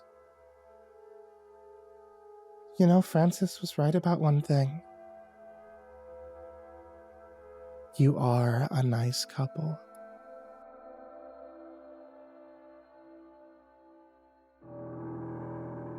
November 1836. Finally, it's done. I've sold my half of Van Draven and Morrison to my old partner and friend, Robert Morrison. He's now the proud owner of 20 of the finest clipper ships to ever sail from Southampton. May they serve him well in his future endeavors. As for myself, I am content. My new wife is young, beautiful, and the daughter of a wealthy planter well established in the Jamaicas. Her heritage is old, almost as old as my own, if not quite as prestigious. Accompanying her is a maid, Matilda, a wild creature of mixed heritage. Dusk beauty indeed, who never leaves my wife's side. I believe my manservant Stephen is already in love. We count ourselves lucky to have such glorious company as we undertake the long voyage back to England. December 1836. The new house is a marvel. Sat atop a rearing cliff, it overlooks the dark waves of the Atlantic and the picturesque village of Mavagazzi, which sits nestled on the southern coast of windswept Cornwall. On our arrival, we were greeted by Jonathan Wills, builder and architect, who I had, at some expense, commissioned to build the house. After some pleasant trivialities, he took me gently to one side and explained to me some of the extra cost I had incurred during my long absence. Most of these seemed to revolve around compensatory-like matters, as it seemed 2 workers, both men from the village, had died whilst working on the house. One had died after falling from the scaffolding, and the other crushed to death by falling masonry from faulty rigging. Now, I inquired of Wills how this was any concern of mine. After all, the men had been hired legally and paid an honest day's wage for an honest day's labor. Any misfortune that had befallen them through accident, act of God, or their own carelessness was no concern of mine. It was at this point that I first learned of the village's dislike of not only myself, but also that of my new home. Wills informed me, in no uncertain terms, that it would be in my best interest, and a gesture of goodwill, if I was to compensate the grieving widows of both men. After some little thought, I agreed on the condition that he tell me what grievances the village and its denizens had against myself and my new home. He agreed and commenced with telling of his tale. According to Wills, the ground upon which my new house stood was considered by many of the villagers, and others here, and about the general area, as something akin to sacred ground. Something to do with an ancient druid grove and a great circle of stone rings, both of which had been uprooted and destroyed to make room for my new home. The great stones themselves smashed and used in the very foundation of the house itself. This and more he told me until I could contained myself no longer and laughed uproariously in the poor man's face. After some small while, I regained my composure and I apologized profusely for my rudeness, all the while explaining that the local fairy tales bothered me not at all, and the opinions of us, a bunch of superstitious locals, bothered me even less. But still, I had to live in this place and do business with the local shopkeepers and merchants, and so I sent Wills on his way with a heavy purse with which to compensate the grieving families of the two men. January 1837. Christmas was something of a muted affair. Many of my old friends and acquaintances are situated in London, and we are quite alone here in our own little corner of the world. My wife does not partake of strong drink, as is becoming of a lady. Now she was somewhat silent and sullen through the whole affair. As for her maid, Matilda, she would not even acknowledge the sacred holiday at all, and I fear she's no true Christian. I stayed up late that night and drank deeply, lonely in my solitude. I even went so far as to drag my poor manservant Stevens from his warm bed before plying him liberally with generous amounts of my finest brandy. We sat there some time before a roaring fire, talking over old times while the wind howled and gibbered outside our window. The last thing I heard as I fell asleep was the roar of the ocean. I did not dream. March 1837. It's been 4 months and 3 days since we moved into the house, and although I have taken my beautiful Elizabeth to bed every night and performed my husbandly duties with great vim and vigor, there's no sign of a child. My beloved tells me these things take time, but I find myself growing more sullen, spending more and more time locked in my study poring over my old ledgers. My wife is strong, young, beautiful, and almost 20 years my junior. I feel our troubles stem from myself, for I have grown old in many years of business, and now I fear shall never sire an heir to continue the sacred name of Vendraven. God save me from such a fate. April 1837. The doctor I sent for arrived only yesterday, and after a lengthy examination of both myself and Elizabeth, and after many searching questions, deemed us both fit and healthy, and could see no reason why children should not be forthcoming in our immediate future. September 1837. The summer was a glorious one, and I had almost forgotten this journal. Our days have been spent frolicking on the local beaches, where we picnicked and swam frequently in the chilly Cornish sea. Our nights spent sipping wine on the veranda, listening to the gentle lapping of the surrounding sea, but for all our happiness and our nightly devotions to one another, still, there is still no sign of a child. October 1837. God forgive me, for I have sinned. I have drank of vile potions, and I've prayed to dark gods, offering up sacrifice for their favor. It all started with that witch Matilda, who one evening, long after my wife had retired to her bed, approached me where I sat reading by lamplight in my study. She entered silently, and I only noticed her presence when she laid a dusky hand upon my shoulder, causing me to cry out and spill my drink on the book that I had been reading. Leaping to my feet, I cursed her roundly. She took a step back before my anger and curtsied, casting her eyes down demurringly. Yet still it seemed a small smile played across her shapely lips. I demanded she explain why she was sneaking around the house at this ungodly hour instead of attending her mistress, my good lady wife. She informed her mistress was abed and sleeping soundly, and it was now me she intended to serve. Now, baffled, I asked her meaning, but her next question caught me off guard. She asked how badly I wanted a child, and a male one at that, an heir to carry on the Vendraven bloodline. For a moment, I was tempted to beat her for her insolence and even raised my hand to do so, but something in her eyes stilled my hand, causing it to drop limply by my side. "Anything," I answered. I would do almost anything for a male heir to carry on the Vendraven name. Nodding, she took my hand, and I marveled at how soft her skin was against my own as she led me from my study through the kitchen and down the darkened cellar. God, how to describe what waited for me deep in the bowels of my own home. An altar anointed with blood, a sacrifice to some dark and terrible god. Everywhere candles burned, flickering in the eyes of the dead animals that lay all about. Pigeons, doves, cats, even a large black dog lay piled around its base, their blood soaking into the feet of that terrible statue that sat hunched and grotesque.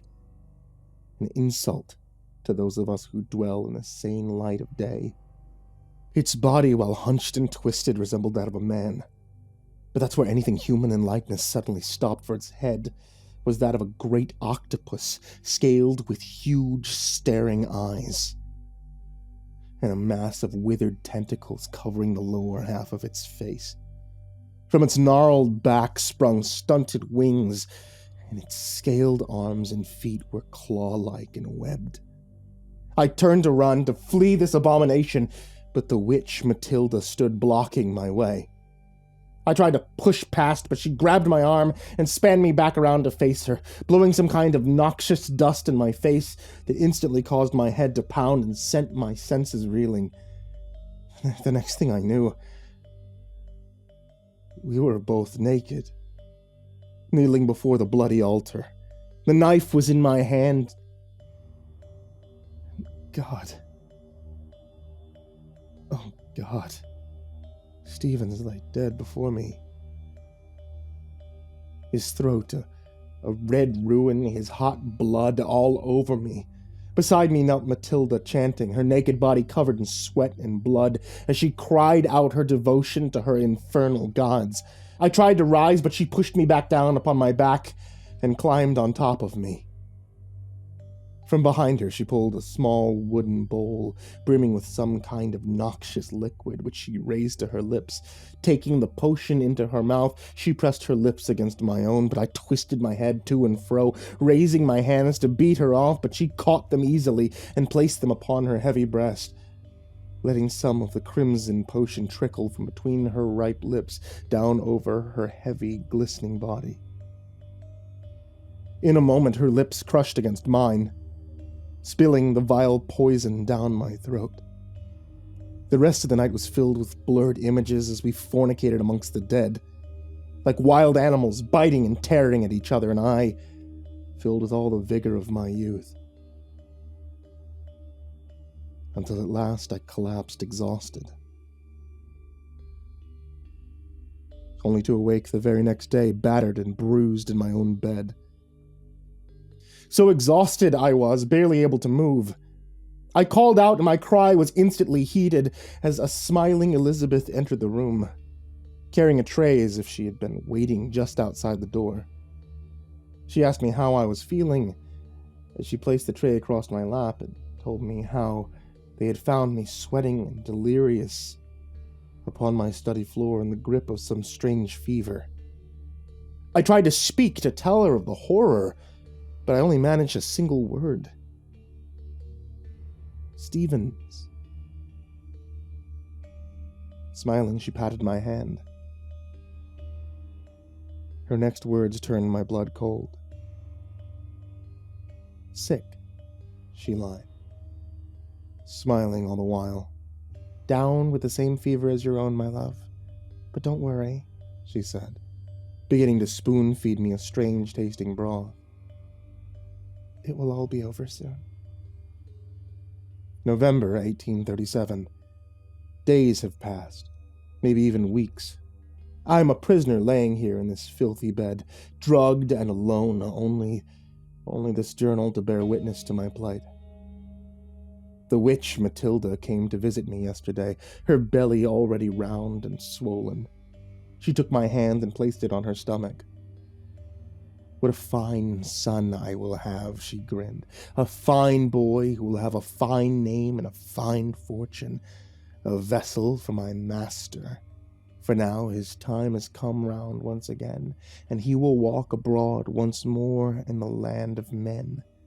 And they will tremble at his coming, for the sleeper has awoken Lucas Vendraven. She stroked my brow almost affectionately. And he will be of one father and two mothers, as it is written in the dark pages of time. I could do nothing but lay there and listen to her ramblings, as she spoon-fed me the intoxicating broth down my throat, her soft chanting lulling me into a drug-fueled sleep. I awoke sometime later in the dark. Perhaps only hours had passed, or even days. It's so hard to keep track of time in this place. The last face I remembered seeing was that of my once beloved Elizabeth, who sat silently by my side, spooning scalding broth between my lips, sometimes to smile at whatever little pain she could cause me. "How glad I will be when you are dead," she said, ramming the spoon down my throat until I started to gag and choke. "All those nights with your shriveled old body, sweating on me, grunting. How I shuddered at your touch, and still, you couldn't give me a child. Now Matilda has the honor of bringing our master into this world, but he is strong, and will need two mothers, and I will feel his sacred touch, feel him growing inside of me, and after, when he is born into this world, I will come for you, Marcus Vendraven." She raised and threw back the scalding covers from my wasted body. She poured the remainder of the scalding broth onto my lap and laughed down at me, where I withered in agony before mercifully passing out. Later I felt a cold hand pressed against my throat as I swam up through the darkness. "He is alive," the voice of Matilda chimed. "You gave him too large a dose is all. That and the pain you have inflicted upon him." "Why do we bother?" Elizabeth replied. "Let's just kill him and have done with it." "Be silent, you fool," Matilda snapped. "We still may have need for him. Should the ceremony go wrong, we will have to start the whole process all over again." "Starting again." Elizabeth's voice sounded worried. "As he is now, he can barely move, let alone give you another vessel for the master." Matilda laughed a throaty chuckle. "I have potions that can rouse a dead man's passions. Have no fear of that. If all goes well tomorrow night, we shall have no more use for him, and you can kill him yourself. But until that time, leave him alone. No more of your little games." "You promise?" she asked, their voices moving away. "That I can kill him?" Faded now as they closed the door gently behind them. I knew then that I must find a way to stop them. Not only for myself, but also to prevent whatever evil they intended to bring into this world. God, I pray, give me strength. This will be my last entry in this journal. I awoke this very night to the roar of thunder and the flash of lightning outside my window. Seemed I'd slept the entire day away, uninterrupted, and I felt somewhat better for that. Faded was the leaden feel in my limbs, and my mind felt clear and sharp for the first time in many days. It seemed Elizabeth had heeded the witch Matilda's words and had left me alone, or perhaps they were busy with whatever evil they were planning, and they'd forgotten about me. Either way, my prayers had been answered, and I felt stronger than I had in days. Now free from the effects of whatever terrible drug they had been feeding me. Rousing myself, I sat up, wincing at the stiffness in my limbs as I slowly rose to my feet, leaning against the bedpost as a wave of dizziness assaulted my senses. After a few deep breaths, the room stopped its spinning and I was able to gather my senses about me once again. Staggering over to my dresser, I quickly dressed before heading to the door. My hand had just started to turn the handle when the chanting started, and suddenly the air felt charged with electricity. making it hard to breathe, causing my scalp to tighten and the skin of my arm to crawl with great knots of goose flesh. For a moment I considered running, leaving this place for the damn forever. But I could not. Whatever evil was afoot, I had played my part in it. For was it not my very essence that was being used, manipulated to bring something unspeakable into the world? Strengthening my resolve, I took a deep breath and I threw open the door, expecting to be greeted by all the denizens of hell, but there was only a darkened corridor lit by flashes of lightning, crash of thunder that seemed to accompany the hellish chanting like some terrible drum. The air felt thick and heavy as I continued on down the hall, past the library and drawing room, till at last I stopped outside my wife's dressing room and, with trembling hands, threw open the door. They were both there, lying upon the floor, facing each other, completely naked, their legs splayed wide open, their ankles entwined. The room was lit by hundreds of candles, and there was blood everywhere. It lay in puddles upon the hardwood floor and ran in rivulets down the walls.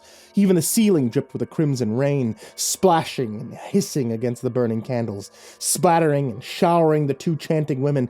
I watched on in horror as Matilda's ripe stomach started to heave and twist. She had time to let out a single ear-piercing shriek before her stomach suddenly exploded, bathing Elizabeth's lower half in blood and gore as the creature inside her clawed and heaved its way out. I let out a wail of despair as the creature more fully emerged, for I had seen this thing before, carved in stone deep in the bowels of my own home. For this was Matilda's dark god brought to life by our terrible union. At the sound of my cry, Elizabeth noticed my presence for the first time, raised her blood-covered face and hissed at me, her eyes filled with hatred as if daring me to come closer. Now the creature was free and slowly crawling towards her waiting flesh. A laborious umbilical cord trailing behind it, eager to be in its new host, hidden away from the world where it could continue to grow and consolidate its power. Quickly, I looked for something, anything I could use as a weapon. My eyes fell upon a basket full of knitting. With a cry of triumph, I leapt forward and snatched up 2 slender wooden needles and ran across the room, but it was too late. It was too late. The creature was gone, hidden away, buried deep inside of my once beloved Elizabeth. Only the trailing umbilical cord remained. Steeling myself, I made a grab for it, snatching it up. At once my skin began to burn and blistered where the thing twisted and writhed in my hand. With a cry of fear and outrage, I heaved with all of my might, aborting the hateful thing back into the world. I did not stop or even think, but thrust the wooden needles down, driving them deep through the creature's strange flesh, pinning it in place. It let out a scream, a screech that only the true damned could ever muster, shriveling my poor, shrunken soul, reverberating through the halls of my mind. And then it lay still, the glow fading from its glaring yellow eyes once again. Cheated, banished back to whatever strange hell it had come from. Now Elizabeth was climbing to her feet. "The Master!" she cried. "Oh, Lucas, what have you done to our son?" But I let her say no more.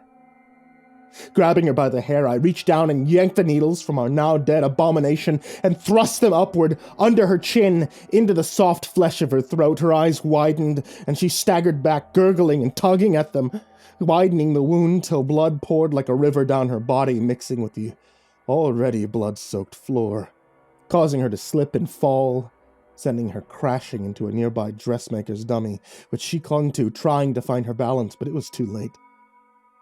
Her legs gave way, and she dragged the thing down on top of her, pinning her beneath, as she convulsed and writhed, reaching out towards me, her fingers clutching, pleading, begging, but I turned my face from her. When I looked back, it was finally over. And so it's ended, and only I remain. I've written all through the long night. At last the sun rises, driving back the darkness. But it can never drive away the darkness within the stain upon my soul.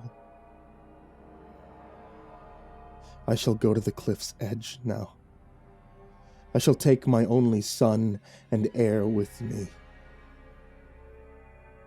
Together we shall travel through the dark waters. May God have mercy on our souls.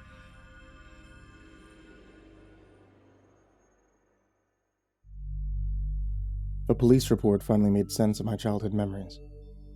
My mother and I used to live together in a large house on the crest of a hill. We had a sitting room that overlooked the churchyard cemetery, a short way down the road. I rarely went into that room as a child because that's where my mother kept most of the faceless dolls. Later, I learned they're called shy kids, or hide-and-seek dolls. They're life-size, they're posed with their hands clasped in front of them. They can be propped up in corners or against walls, and it looks like a child is covering their eyes as they sulk in timeout or as they count to 10 as part of a hiding game. They're designed to face the wall, and so the front side is usually unfinished and doesn't look like a person at all. As an 8-year-old, I was creeped out by their limpness and how they slowly slumped down if Mom didn't readjust them every few days. I didn't like how their poses always seemed to involve hiding, being upset, to justify how they always stood with their backs turned to the room. And most of all, I remember how traumatizing it was the first time I inspected one of them to find nothing except a lumpy and threadbare bag of nylon where the child's face should be. Cotton-like fiber fill that stuffed the doll to give it its shape, poked out through the nylon exterior in places, and my imagination took over. I saw a face that was screaming in terror, with a pair of two small eyes and a jagged, irregular mouth near the doll's chin. Mom kept about 12 of these dolls in the room overlooking the cemetery. She had maybe another dozen of them scattered all around the house. There was at least one in every room, including my bedroom, and they all had names. There was a Mary, Constance, an Abigail, an Adam, a Jeremiah, and many others that I no longer remember. Mom called the one in my bedroom Peter, and forbade me to move him. "He's your brother," she would scold me, with real fury in her eyes. "You both share this bedroom." The police came to arrest my mom one day. And I went to live with my grandmother, who I called Nana. I didn't see Mom after that, and Nana always refused to talk about her. We lived that way for 5 years. Around the time I turned 13, she let slip that Mama was being let out soon. I managed to press my grandmother for the first hints of what really happened. "Your mother lost her mind when Peter died," she said hesitantly. Until then, I had no idea that Peter was even an actual person. She had you 2 years later, but lost her firstborn son in a drowning like that. Nana lost her composure for a few seconds. "She never recovered," she said. "That's why she collected the dolls," I said in astonishment. "But why was she arrested?" Nana shook her head. Took a deep breath. She's getting mixed up about what was real and what was pretend. She did something bad, and she's been in a mental hospital for the past 5 years. She'll be let out soon, though. My grandmother tried to look brave, but couldn't quite manage it. I'm hoping she feels a lot better when we see her again. Nana drove me to visit Mom, but didn't want to stay herself. "I'm sorry," she told me as the car idled in Mom's driveway. "I just can't face her. Call me as soon as you're ready to be picked up, or if anything seems weird." "I will," I said. Mom was excited to see me when I walked into the door, but not quite in the way I expected. She seemed gaunt and wild, crazier than I imagined she could ever look. I remembered our well-kept childhood home, but her new apartment was messy and barely furnished at all. She called me by name and hugged me and then asked, "Did you bring your change of clothes?" "Yeah," I nodded, and indicated the backpack that I was carrying. Mom had been adamant on the phone that I bring something to change into. I thought she just didn't want me wearing dirty clothes if I stayed over through tomorrow, but I was wrong.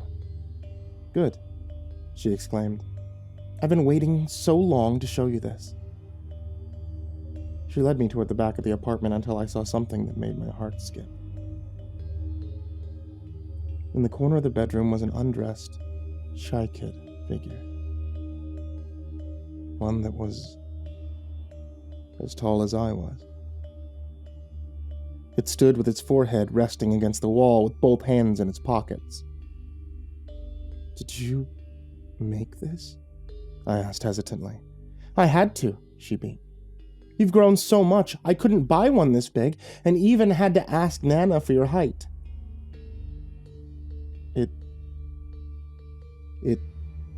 It's me. "It's you," she affirmed happily. "Now change out of your clothes so we can dress you." I realized abruptly that Mom was referring to both me and the doll as you. We were two iterations of the same person in her mind. "I don't want to give the doll my clothes, Mom," I said. I could feel my voice shaking as her face changed from brightly excited to furious. "Do you know how hard it was for me to keep Peter's old shirt and pants while I was in the hospital? And I had to let them take everything else away." She marched suddenly out of the room, and I followed her timidly. As I turned the corner to find her, I saw that she was pulling a hunting rifle out of the hallway closet. "You're not supposed to have that, Mom," I whispered. I suddenly felt very sure that I was going to die. She didn't answer because she was entirely fixated on loading the rifle. Her hands were trembling, and she fumbled while she did so. It was then that I pushed past her and I made for the door. "How dare you!" she shrieked. I could hear her footsteps following me. I remembered my backpack full of spare clothes, and I threw it down before running out of the apartment. "Keep the clothes!" I screamed, and I slammed the door shut behind me. I kept running, but Mom never opened the door to pursue me. Maybe the backpack was all she really wanted. I got home as quickly as I could. I jogged and then slowed to a walk when the stitch in my side became too painful. It took me over an hour to make it back home to Nana's house without a car. We called the cops as soon as I told her what had happened, and I haven't heard from my mother since that night. Nana never talked about it. And I was honestly afraid to ask her. Nana died when I was 17. And I got myself emancipated as an adult because there was no one left in my life to take me in. After my grandmother's funeral, I decided to find out what really happened once and for all. The criminal records told me everything I needed to know. The cops couldn't find Mom at first. When I fled and I hurried home after she brandished the rifle and demanded my clothes, Mom was alone for about an hour and a half before anyone came for her. In that time, she must have hastily constructed her own faceless doll. And there were pictures of the apartment as it appeared when the police first arrived. The house was empty except for 3 faceless dolls, seated around the kitchen table. Mom's doll was roughly humanoid, with stuffed pantyhose for skin and wearing Mom's best outfit. It was posed to be slumped over at the kitchen table as though collapsing in a sobbing fit and burying its head in its hands. Also seated at the table were 2 smaller dolls, positioned similarly, with their heads down.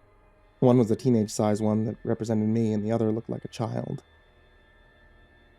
One I'm sure was meant to be Peter. They found her in her underwear, crushed to death in a garbage truck's trash compactor. I think Mom climbed into a relatively empty dumpster and waited to die. Now that her family's dolls were perfect without her, she just threw herself away. I went back into the old records of Mom's criminality. It gets so much worse. The charges from her first arrest read as follows: interfering with a burial ground, desecrating a corpse, an attempted abduction. Mom had been going to the cemetery and digging up bodies to dress her dolls. Among her targets were long-dead children named Mary and Constance, Abigail, Adam, and Jeremiah. I can sometimes see the doll outfits in my mind and how anachronistic they often were. It all finally made sense. The police finally caught on when Mom graduated from simple grave robbing. She apparently tried to lure a girl named Ruth into her car. And that's when Mom went away for the first time. I always loved my mother. But I can't forgive her. To this day, whenever I see a human form facing away from me, there's always a split second of wondering how horrible the things I can't see might turn out to be.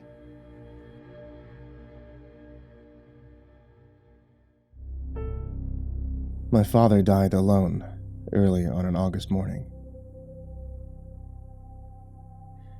I was told they found him in the backyard in the process of chopping down a small elm tree. A heart attack. The woman who called me from the hospital was gentle, even compassionate. I guess she figured the news would upset me. She seemed surprised when I sighed and asked if there was anything I needed to do. I didn't realize that my dad had me listed as an emergency contact. It didn't seem fair that I didn't have a say in the matter. I received another unexpected call a few days later. This time, it was from my dad's lawyer. Turned out my father left me his house. 6 acres in the country, and nearly $250,000. That man, who used to beat me if I got a C on my report card, left me all of his worldly possessions. I guess I was all he had. Can I say no? I asked the lawyer. Of course, but you should see the house first. And the art collection. At the very least, you can sell everything and be done with it, if that's what you want to do. So I visited the home my father left me. Inside of the house was an attic, and inside of the attic was a collection of paintings. There were watercolors and oils and acrylics, portraits of kings and carpenters, and old women with folded hands, landscapes, vivid forests, and bright oils so real you almost hear the birds. My favorite painting was of a girl by the ocean. Her hair was like sunshine, her white dress tangled with the wind.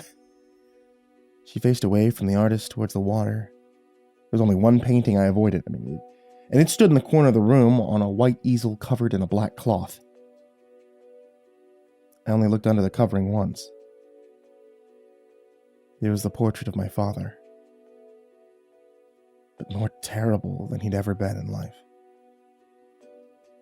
The thing in the painting resembled my father in the same way a drowned corpse resembles the life that once animated the body. The skin was sallow, teeth cracked, pale black veins twisting across the bare scalp. The artist must have feared my father. I could see no other reason the painter would have left the portrait with such a ravenous expression of hate. One look behind the curtain was enough for me.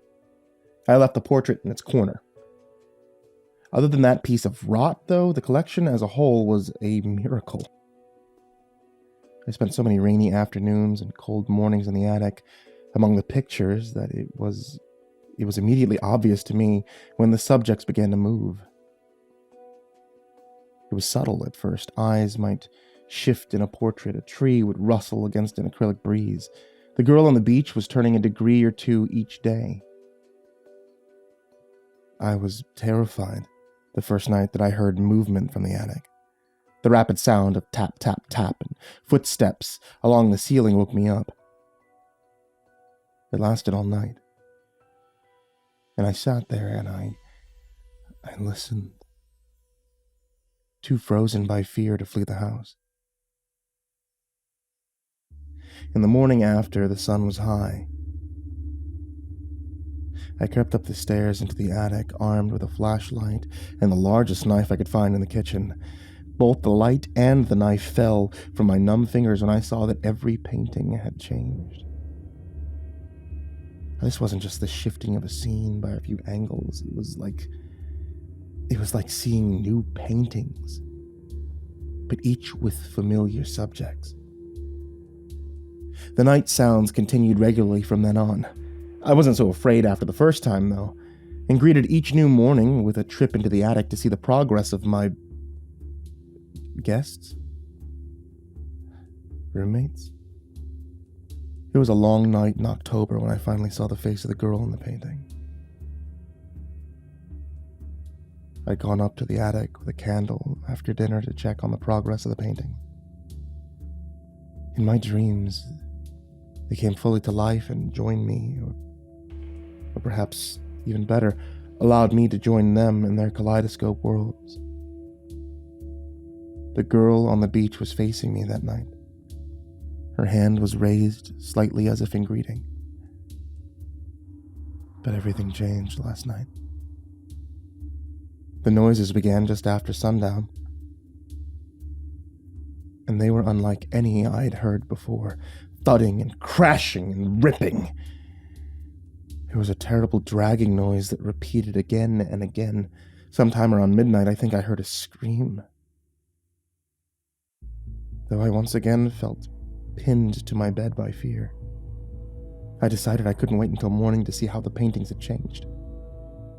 I worked up the courage to climb the stairs at 3 a.m, and once I opened the door to the attic, my eyes found a massacre. All of the beautiful paintings were torn as if by animals. The canvas hung in wet tatters, frames were smashed, and everywhere violence. Only the painting of the girl on the beach was undamaged, but to my horror, it was changed. The girl lay dead on the red-stained sand, her eyes blank and her throat ripped open. I heard a brittle creak from the corner of the room. It took me a moment to realize. It was laughter. And it came from behind the black curtain that covered my father's portrait.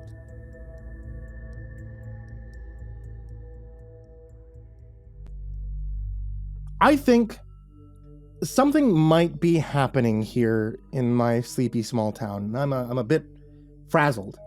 So much so that I guess I figured the best thing to do is to turn on the internet and ask for advice.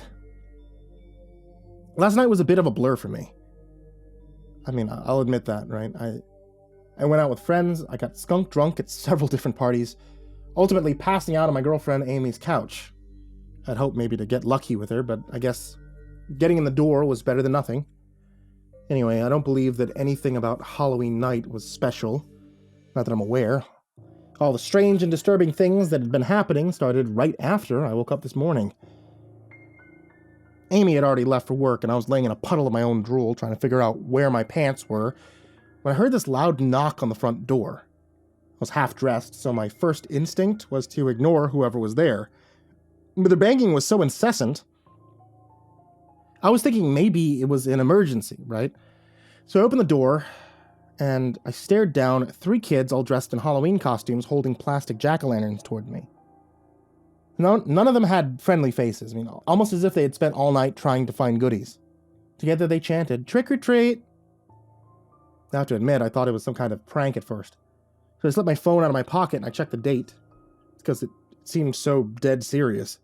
Sure enough, November 1st. Hey, sorry kids, you're a little late, I said as I showed them the time. Then I closed the door on them and I went back to getting dressed. A few minutes passed by and I kinda dismissively forgot about it. Then, just as I finished getting changed, I knocked again. At first, I didn't know it was the same kids, so I instantly opened the door, only to be surprised and a bit confused at seeing them standing there. "Trick or treat," they chanted again. This time I got a good look at them. They seemed to have bags under their eyes, detailed makeup that made their costumes look genuine. It was a bit unnerving. "Look, where are your parents? I mean, shouldn't you be in school?" I said. They didn't respond and just stared at me, unblinking. This time, I slammed the door hard.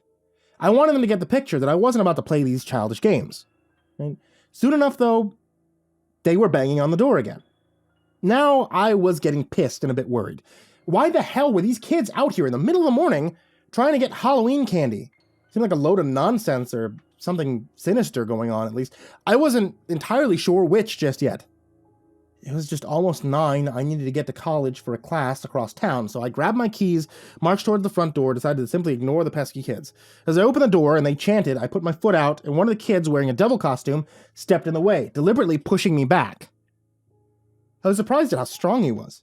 "Look here, you little," I said, as I tried again, and this time all 3 of them pressed me back inside the house. I grabbed the handle of the door to block them from getting inside, even as they began to press against it, more rabid than before. "Trick or treat," they said aloud again, this time in a more angry tone. What the fuck is going on? I managed to lock the door back, and I looked at my phone, trying to decide if I should call the police. But that's stupid, right? This is just 3 kids in some Halloween makeup. In the back of my mind, I was beginning to doubt that. I could hear them on the other side of the door. It sounded like they were scratching, they were clawing at it. No longer acting like innocent children, more like dangerous animals. But what would I tell the authorities anyway? Help, I'm trapped in my girlfriend's house because of some candy-craving children? They'd laugh at me and send me to the loony bin, I thought. I tried to text Amy, see if she knew anything about it. "Do you ever have kids show up after Halloween for candy?" I asked her.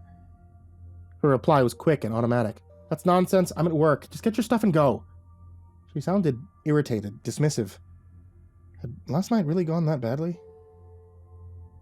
I next heard the children against the side window, pressing up against them and demanding I let them in.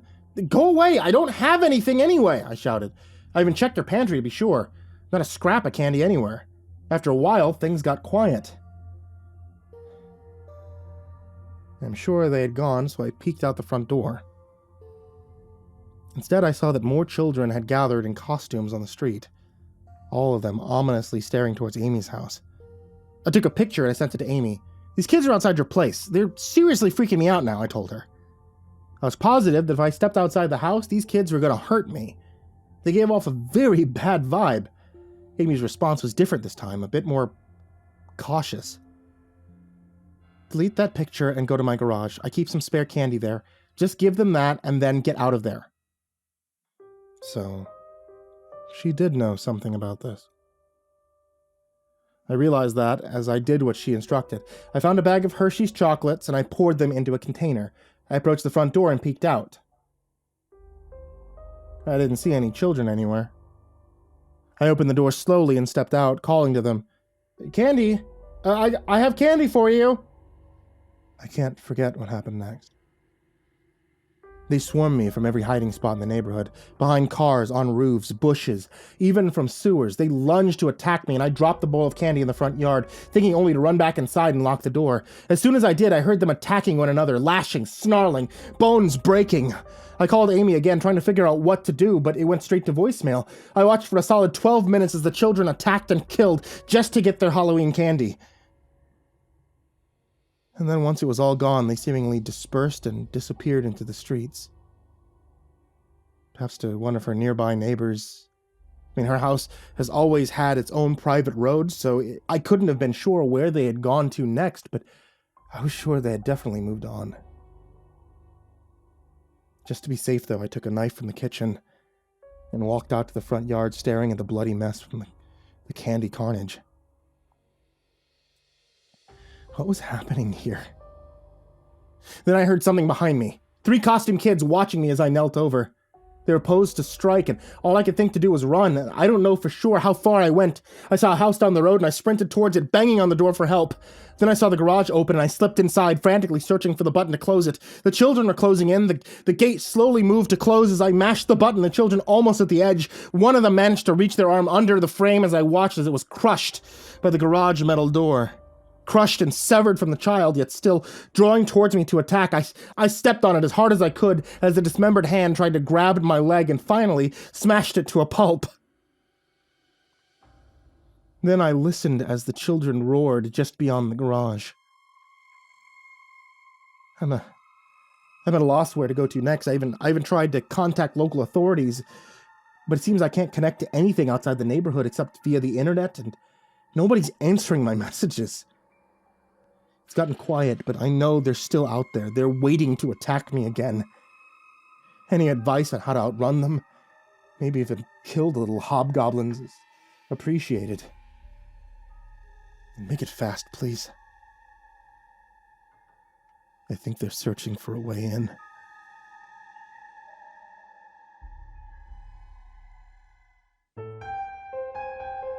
The first haunted house we visited was unbelievably boring. 3 small rooms, a fog machine, and 1 plastic skeleton. Lauren and Mitch were waiting outside when Melanie and I exited. People were screaming on rides all around us, across the pier, but Lauren and Mitch looked half asleep. Performers in colorful costumes wandering through the crowd. The pier was part amusement park, part carnival. Melanie convinced us all to stop for funnel cake. The man behind the booth was dressed like a clown, complete with a purple and yellow pinstripe jumpsuit. In fact, all the food sellers were dressed like clowns. An entire neon rainbow of white-faced, red-nosed jesters. I suppressed a shiver. There was something surreal about clowns grinning and giggling while handing out pretzels. An amazing smell drifted my way on the breeze. Savory, smoky, neat. I looked for the source of the smell. 3 stalls down from the funnel cake place was a rundown booth with sausages, kebabs, and chunks of steak hanging down from the awning. Another clown was standing behind the counter. He was staring at my group. At me. I glanced up at the banner above the stall. Does this taste funny to you? There's another haunted house on the boardwalk, Trevor, Melanie said, chomping on her funnel cake. It's down by the inlet. I looked away from the clown and the meat. I don't know. I don't know if I feel like another haunted house. I've been to that one. It's not much better than the one here on the pier, Mitch said. There's a bunch of empty, dark rooms with some mops hanging from the ceiling and enough junk to give you an infection if you take a deep breath. Lauren shook her head. I know the one you're talking about, but I think they completely renovated it last winter. Added a whole second level. Changed all the rooms. I've heard it's actually decent now. Doubt it, Mitch said. Everyone looked to me for my vote. Why not? Can't be worse than the bargain basement of horror we just went through. I turned back to see if the clown at the meat stall was still watching us. The booth was empty. We left the pier and we made our way down the boardwalk to get in line for the haunted house. The Maniac Mansion. The attraction was separate from the pier, so we need to pay to ride. Mitch balked when he saw the price was $6 a rider, but Lauren half-charmed, half-shamed him into coming along.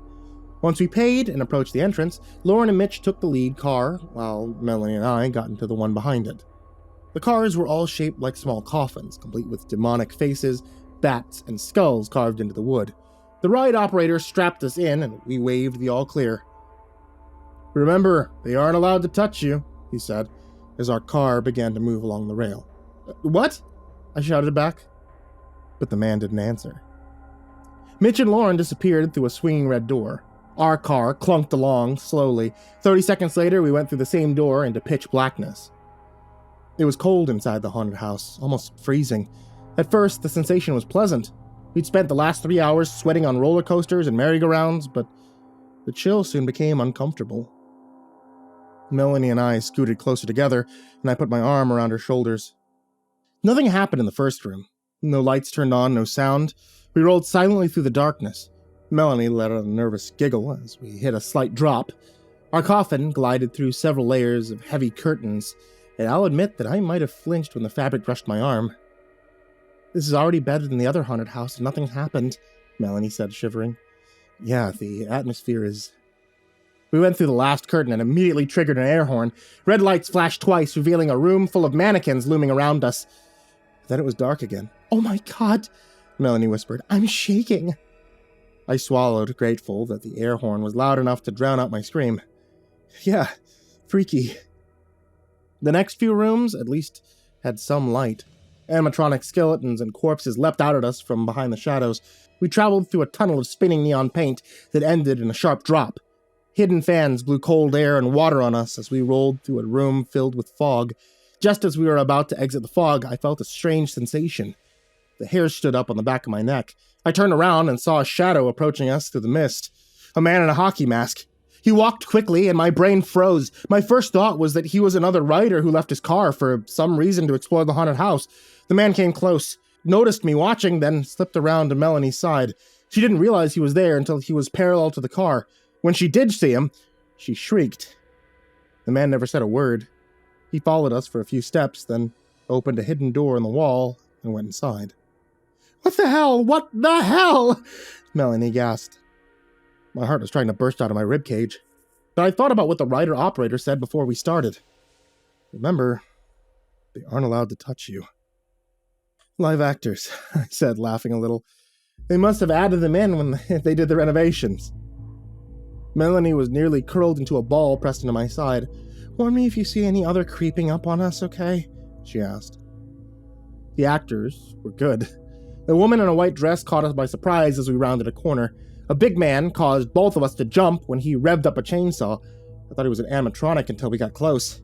We were just starting to get used to the idea that any of the displays would come to life when our coffin suddenly entered a brightly lit room. It was completely white, with only 2 figures and a chair. The first man was dressed like a werewolf. He lay face down in a puddle of blood, his leg twitching. One of his feet were severed at the ankle. A clown was seated on the wooden chair nearby, chewing on the foot. Unlike the other actors, the clown's costume was ragged, dirty, held together with patches. He wore a curly pink wig and a mask that showed white cheeks, blue eyes, and a scarlet nose. The mask left his mouth open. His teeth were crooked and stained red. It was the same clown from the meat stall on the pier. The clown didn't move from his chair, and we rolled by in our car. He only lifted one hand, and he waved. That was the worst one yet, Melanie said, looking away. I turned towards her. That body on the ground looked awfully real for a prop, I whispered. "Stop trying to scare me," she said, punching my arm. I looked back over my shoulder and choked down a yelp when I saw the clown. He was standing now, staring at us. The clown began to walk, then run, then sprint towards us. We exited through a sliding door before he caught up, but just at the last moment. His fingers brushed my shoulder. "This ride needs to be over. Now," Melanie said. We were in another pitch-black tunnel moving slowly. I thought I heard the thud of running footsteps coming from somewhere on my left, then past us, and kept going. A few seconds of silence, and then we heard the screams. It was a haunted house. We heard various yelps and curses and shouts from other riders in different parts of the building, but nothing like this, nothing as loud, nothing as panicked. I went off, Melanie whispered, squeezing my arm in a vice grip. "It's all fake," I promised. "We're almost..." Our car came to a halt with a crash that threw us forward against the seatbelts. "You okay?" I asked. "Yeah, Christ. It's so dark. What did we hit?" Another car, I think. Maybe there was a malfunction with the track. Hold on, we need some light." I started patting my pockets, trying to remember where I'd put my cell phone. Something gurgled. I froze. The sound continued, a wet sucking noise, like someone slurping. "Hello?" Melanie said. "Is someone there?" I finally found my cell phone, and I snapped on the flashlight app. The light was limited, a little circle that I could point around the room, but it was enough to confirm that we hit another car. One that was stalled on the track. I swept the beam across the back of the coffin and Melanie screamed. Lauren was staring back at us. Her throat slit so deep that her head was only hanging on by her spine and a few inches of skin and muscle. She was the source of the gurgling noise. Her eyes were unfocused, but she seemed to be looking directly at us. My hand was shaking so badly the flashlight beam jumped and fell like a wasp caught in a mason jar. I shined it away from Lauren and swept it back and forth. I stopped when I found Mitch. Jesus, no, Melanie sobbed. Mitch was on the ground in the tunnel. A hunting knife with a black handle was buried in his neck to the hilt. The clown from the previous room was hunched over my friend's body. When my flashlight hit him, the man looked back at us. I heard Melanie throw up, but I didn't take my eyes off the clown. He was holding Mitch's severed arm, the hand covered in bite marks. The clown chewed whatever he had in his mouth and swallowed. Then he lifted the arm in my direction and gestured for me to take it. Does it taste funny to you? He asked.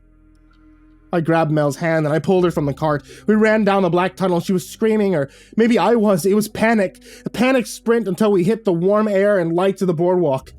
Then we kept running. We kept running until we were on the beach, and that's when Mel finally made us stop so she could call 911.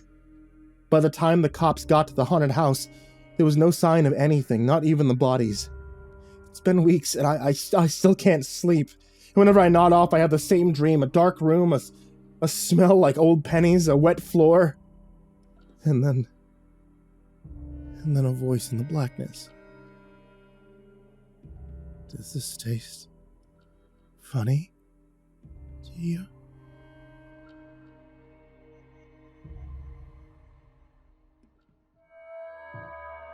I've worked for the United States Postal Service for most of my adult life. My career started 40 years ago in the sorting room, and it will end today after I post this message. They're suppressing any leaks that might even find a way to sweep this under the rug. But I have to put this out there. If I don't, I'll never get another night's sleep. There's a good chance you'll receive a black envelope in the mail one day in the near future. If you do, please don't open it. Nothing bad will happen, not right then. The envelope itself isn't really special, but inside of it, you'll find a white condolence card with your name and a date written in a pretty golden font. I promise that you don't want to know that date. None of us should know the day that we die before it happens. The first time I encountered a black envelope, I was in the sorting room. I remember pausing to study the paper for a moment. Besides the unusual color, it also felt different than any of the thousands of other envelopes I'd handled before. The paper was thick, almost porous, slightly warm to the touch. It was heavy for how thin it was. When my supervisor noticed what caught my attention, she pulled me into her office. She shut the door. I was hoping that we wouldn't see any of those this year, Diana told me, nodding for me to sit down. I still had the black envelope in my hand. The recipient's address was printed in clean white lettering on the front. There's no return address. Is it something special? I asked, trying to hand her the envelope. Diana jerked back like I'd offered her an unpinned hand grenade. Yes, she said. The very worst kind of special. We see one or two of those come through every couple of years. Some folks have been working here for a decade, aren't even aware of them. Just bad luck that you found one. I felt a chill lick down my spine. Bad luck? We have an unofficial policy about those particular pieces of mail. Sort them, forget about them, don't report them. For God's sake, don't open them. Sort it. But there's no return address. There never is, Diana said, standing up. Now please get that thing out of my office. Don't mention it to me or anyone here. Hopefully we won't see any more for a long time. Now I did as I was told. But I couldn't get the envelope out of my mind. I remembered feeling damp when I sorted it into outgoing. Like it was oily, even greasy. Months passed. I managed to finally stop wincing every time a new load of mail came in for sorting. Then, A little more than a year after finding my first black envelope, I found another. And then another. Within the space of 6 months, I'd sorted a dozen other things, always lacking return address, always feeling off to the touch. Diana began avoiding me. Some of my co-workers, the old hands who'd been in the mailroom since they probably used ponies for deliveries, gave me a wide berth, too. Seemed I had some nasty cloud floating over me, as if I was responsible for the influx of envelopes. I began having nightmares. Vivid, smeared panic dreams full of heat and shadow and violence. Next year, I was transferred from sorting to deliveries. I suspected Diana just wanted me gone from the tiny, smoke-filled, but this was 40 years ago, room that passed for her kingdom. I was bad luck. That was fine by me. I laced up my boots, got a comfortable hat. I started making my rounds. My first assignment was a quiet neighborhood on Maryland shore. I've likely seen similar places, gravel driveways, oak trees with tire swings, above-ground swimming pools. I loved it. I always carried candy for the kids that would rush out some mornings, hoping for a package or a present or a special letter. I brought milk bones for the dogs, too, who were generally more friendly than I'd been led to expect. In 4 years walking that beat, I was only chased by a canine once. And when the retriever caught me, it turned out she just wanted to play. Memories of the black envelopes and my coworkers' nervous glances faded quickly against the fresh air, the sunlight, and my new position. Until one winter when I dropped off the mail to a regular. Betty Majors. Lovely woman. Silver hair. Endless parade of colorful bathrobes. She'd always meet me at the box at the end of her drive to collect her mail in person. Usually we'd stand for a minute, chit-chat while she opened her letters. I was just updating her on my engagement to a beautiful girl 2 towns over when I saw Betty frown. She was glancing at a pile of mail in her hands. I felt a cramp in my lower stomach I couldn't explain, an emerging sense of dread as I watched her gaze. Sure enough, she was holding a familiar black envelope with white lettering. "It's odd," she said, carefully tearing the seal. I suppressed an irrational urge to yank the envelope from her hands. Instead, I watched her face as she read the message inside. Betty seemed confused. She looked up at me. "No return address? Doesn't look like it. Can I ask? It's none of my business, but..."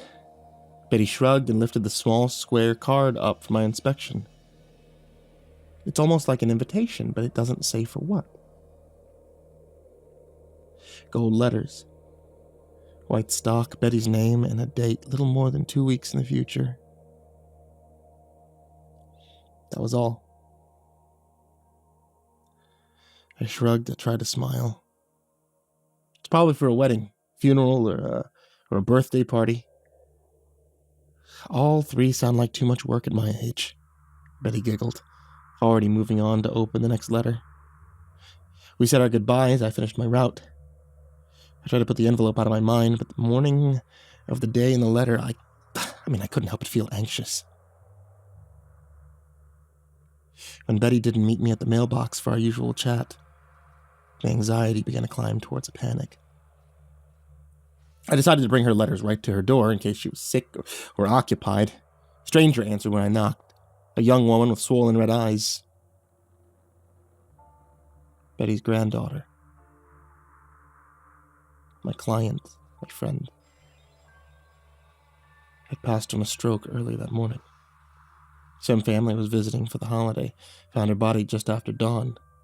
I'd only barely missed the ambulance as it took her away. And now, I've never been religious, but after that day, I started going to church. Always repeated the same prayer before leaving.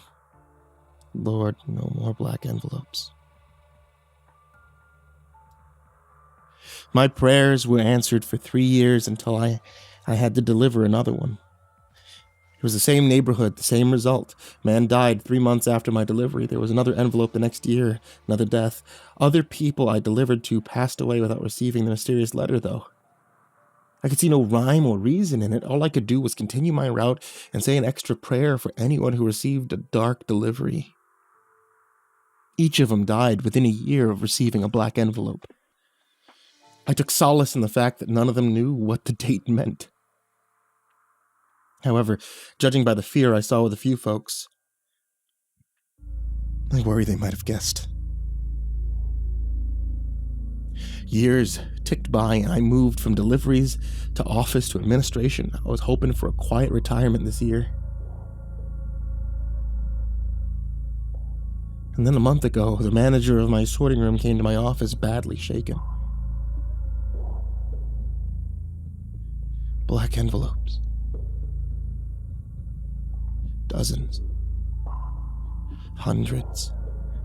More than he'd ever seen. Not all of his staff had caught on that there was something gruesome about the deliveries, but rumors were spreading. Word came from up high to slow down circulation, act like everything was normal, basically put our heads in the sand. Another unofficial policy drifted down to management. Lose the envelopes. Trash them. Destroy them. Didn't matter. We'd burn the bastards by the dumpster load, and somehow the letters would be back in the sorting room the next day. No one could explain it. No one could figure out who was bringing in the envelopes or how to stop them.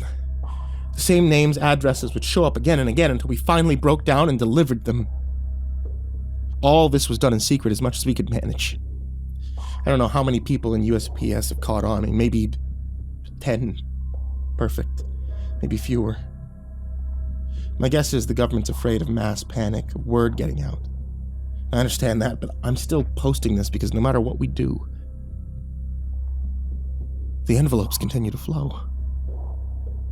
People keep opening them, and even if they aren't sure what the dates mean, I think it sticks with them. Turns up in their dreams, eats away at the time they have left, and makes them rot with worry.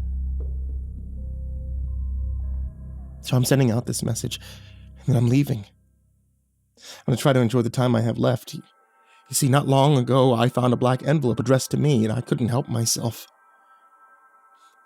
I couldn't help myself. I read the date. You always think you'll have more time. Curiosity is such a vicious animal. When we started getting that influx of marked letters earlier this year, I snuck a dozen of them out of the sorting room. I read them in my office. If you applied gentle heat to the adhesive, it's not too hard to reseal the envelopes later without damage. A dozen names, dozen strangers.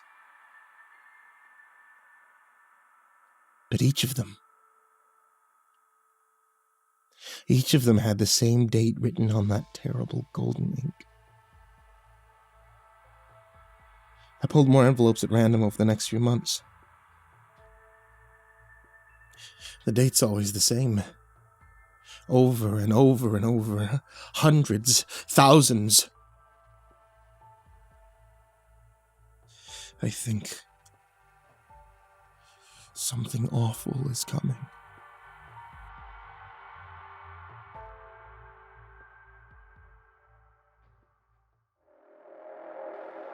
I remember it like it was yesterday. Mom was at work. My brother Daryl was watching me. Daryl was older than me, about 6 years, and he was kind of a jerk. Dad had left right after I was born, and Mom had to work 2 jobs to keep us fed and clothed and keep the lights on and the roof over our heads. Maybe Daryl blamed me for leaving Dad.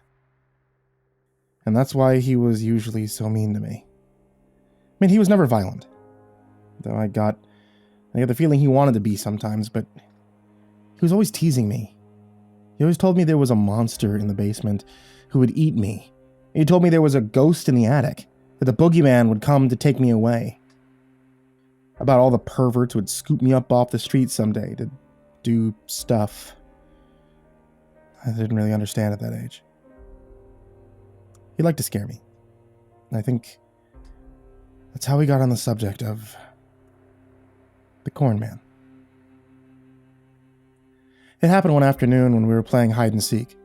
Daryl rarely played with me, not unless Mom made him.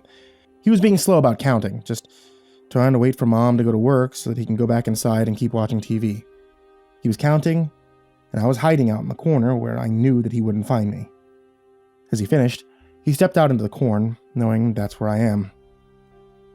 He started looking, cursing, and stomping around, as he couldn't find me and seemed to be getting pretty frustrated, and finally he says the words that I'll never forget.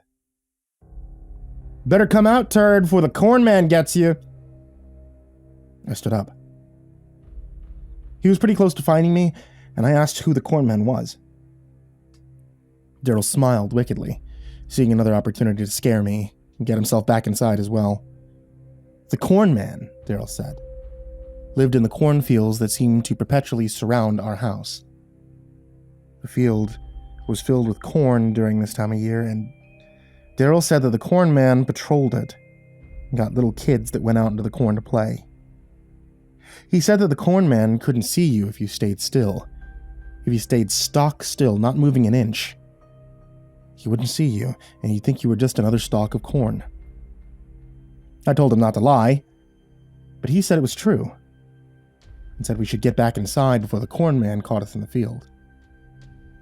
We were both in the living room, Daryl gripping the remote and flipping through channels. His mom said goodbye and left for the night. He had spent that week tormenting me with stories about the corn man that were usually just ways to get me to do stuff. The corn man will come to our house if he smells garbage in the house. Better take it out before he smells it. The corn man comes to take away messy children, so you better clean up around here. The corn man loves to eat tattletales, so go ahead and tell Mom you saw me smoking. I hope I'm awake when he comes to get you." However, that night he grinned as someone knocked on the door and told me to go get it. I prickled. I didn't want to go out after dark, not after he told me that the corn man mainly hunted at night, and usually for kids who were out after dark. He pushed me with his boot as I dithered, and I stumbled to the door as someone pounded on it again. My hand shook as I reached out, turning the knob slowly as I pulled it open. I sighed, happy to see Reggie and Clyde for the first time in my life. Reggie and Clyde had been Daryl's friends since elementary. Mark was usually with them as well, but I suppose he must have been off doing something else. They were often involved in Daryl's shenanigans, and I kind of hated seeing them come around. Tonight, though, I was just glad that they weren't the corn man. I turned to tell Daryl that his friends were here, but he was already heading for the door, putting on his leather jacket. He told me that he was going out, and I asked where he was going after dark. "Not that it's any of your business, but we're going to go summon the corn man so he'll give us a wish." I felt my mouth slip open and asked him why he would do that. "Well, in the stories, if you complete his challenge, then he grants you a wish. But," he said, turning back towards the door, "you'd better stay here. You'd probably be too scared to come out into the cornfield after dark." I agreed with him, until I realized that meant I would be home alone. At night. By myself. I grabbed my coat and I ran after the three of them before I could think better of it. The three of them were standing by the cornfield, cigarettes winking on and off as I approached. Clyde elbowed Daryl and pointed to me. Daryl grinned, the widest I'd ever seen him grin, and the effect was pretty terrifying. He looked like a ghoul from a zombie movie in the cigarette light. "Well, well, well, look who decided to join us. Tried to get a wish too, turd?" "No," I said, snuffling a little in the mixture of fear and mucus. "I just didn't want to be at home alone." "What are you talking about? You never said you could get wishes from the corn man." Daryl took a long drag off his smoke, the light making his face look like a jack-o'-lantern. "Well, the word is that if you stand in the field and say the magic words, the corn man will come and test you. If you can stand as still as a cornstalk, not moving, not getting caught, he'll grant you one wish. But if he catches you, your blood will water his cornfield. So, sound like something you'd want to do?" I shook my head nervously. The wind rustled the corn, making me shudder. I didn't want to go out there, but I didn't want to stay in the dark alone either. He snorted at me and rolled his eyes, pitching his cigarette away from the dry cornfield. "Well then, go home. You're gonna be a baby. The rest of us will get wishes, and you'll just be home pissing your pants. I shook my head again. You must have taken that for acquiescence. Come on! Or don't, I don't care. They set off into the thick cornfield, and I followed after them. The sea of stalks whipped past me as the 3 bigger boys walked in front of me. It was dark, the night birds and the sound of animals turning up around us. I was shivering. It had nothing to do with the night or the chill in the air. I was scared, terrified, and the jostling boys laughed and whispered to themselves as we walked towards the center of the vast cornfield. When the corn surrounded us, we stopped, and Daryl turned to look at us. Okay, so now we chant the special chant to summon him to where we are. They stood in a triangle looking at me, and I moved up to make it a diamond. Corn man, come to me if you can. Corn man, I can stand as the corn stalks can. Corn man, still a stone, not like a man. Corn man, still and quiet as the corn stalks can. He looked at us as he finished, and told us to chant with him. As we raised our voices to the sky, I began to slur my words as my teeth chattered. I was terrified. Standing in the cornfield that had been the setting for so many nightmares, and listening as we summoned the creature that had stalked me through the hated fields. Why had I come with them? Would I really have been less safe at home? Wouldn't I have been fine as long as I stayed inside? I heard my brother's words as he told me about how the corn man came after kids who were alone drifted through my mind, and I felt myself start crying as I chanted the words to summon the corn man. When we heard the rustling, Daryl told us to be quiet. All right, stand still so he can't see you. If you move, he'll catch you. Then you'll be dead. All 4 of us stood as still as we could.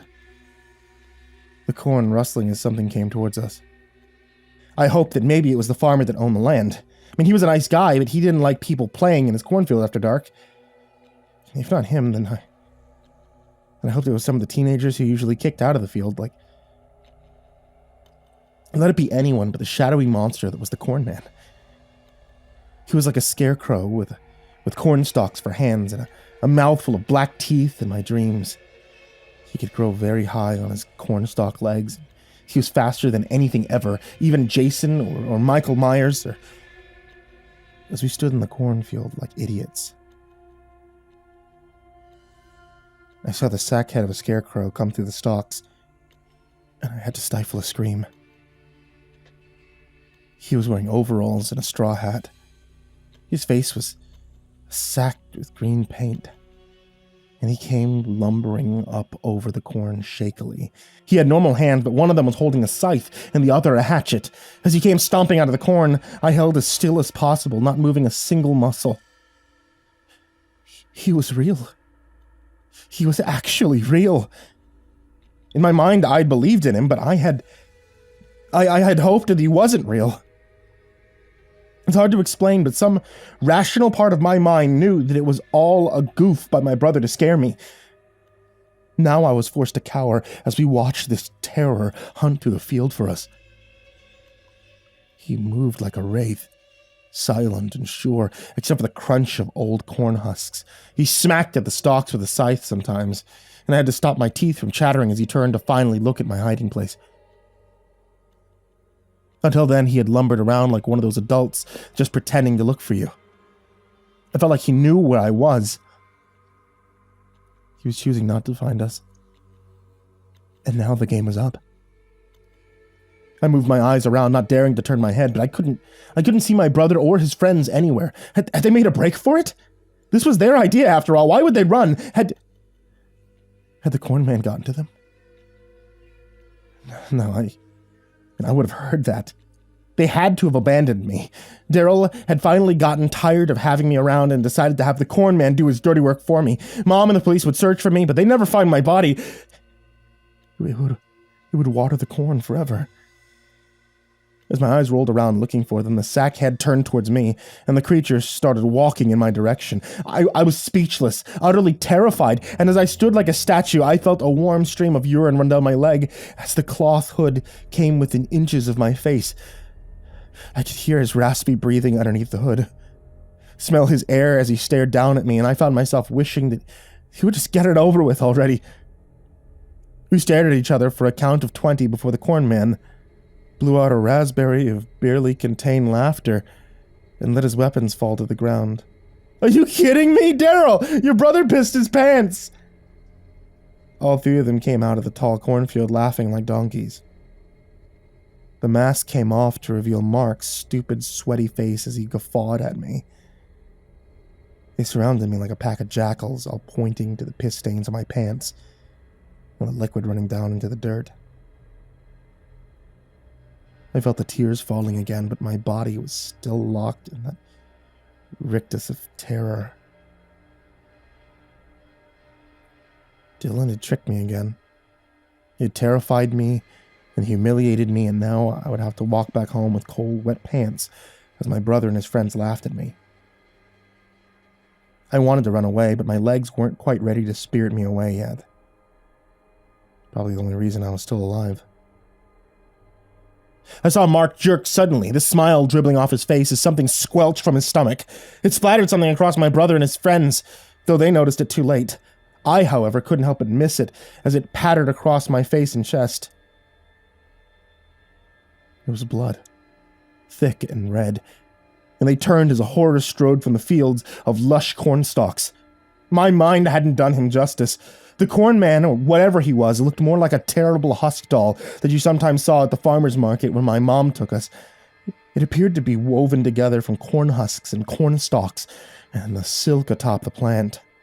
It was dirt and leaves and corn cobs and live plants. Its entire body seemed to move like a living vine. It moved with its complete form, its entire being, and it waded into Daryl and his friends like a force of nature. Clyde had turned to look at what was wetting him, and I saw the twisted gnarl of roots and cornstalks slam into the side of his head. His neck audibly broke, bone poking up from his collar as he fell sideways into the corn. Daryl screamed, Kyle cursed loudly, and I stood rooted in fear as the corn man went about his work. "No way!" Daryl yelled, stepping back as he turned to face the creature. "No fucking way! It's real?" Kyle asked. The creature momentarily stalled as it looked at them, speculatively. "No, I made it up. I made the whole thing up. It can't be real. It can't be real. It can't." He died with that negation on his lips. The corn man extended out his thick-rooted arm, and it grew as it coursed towards Daryl's head.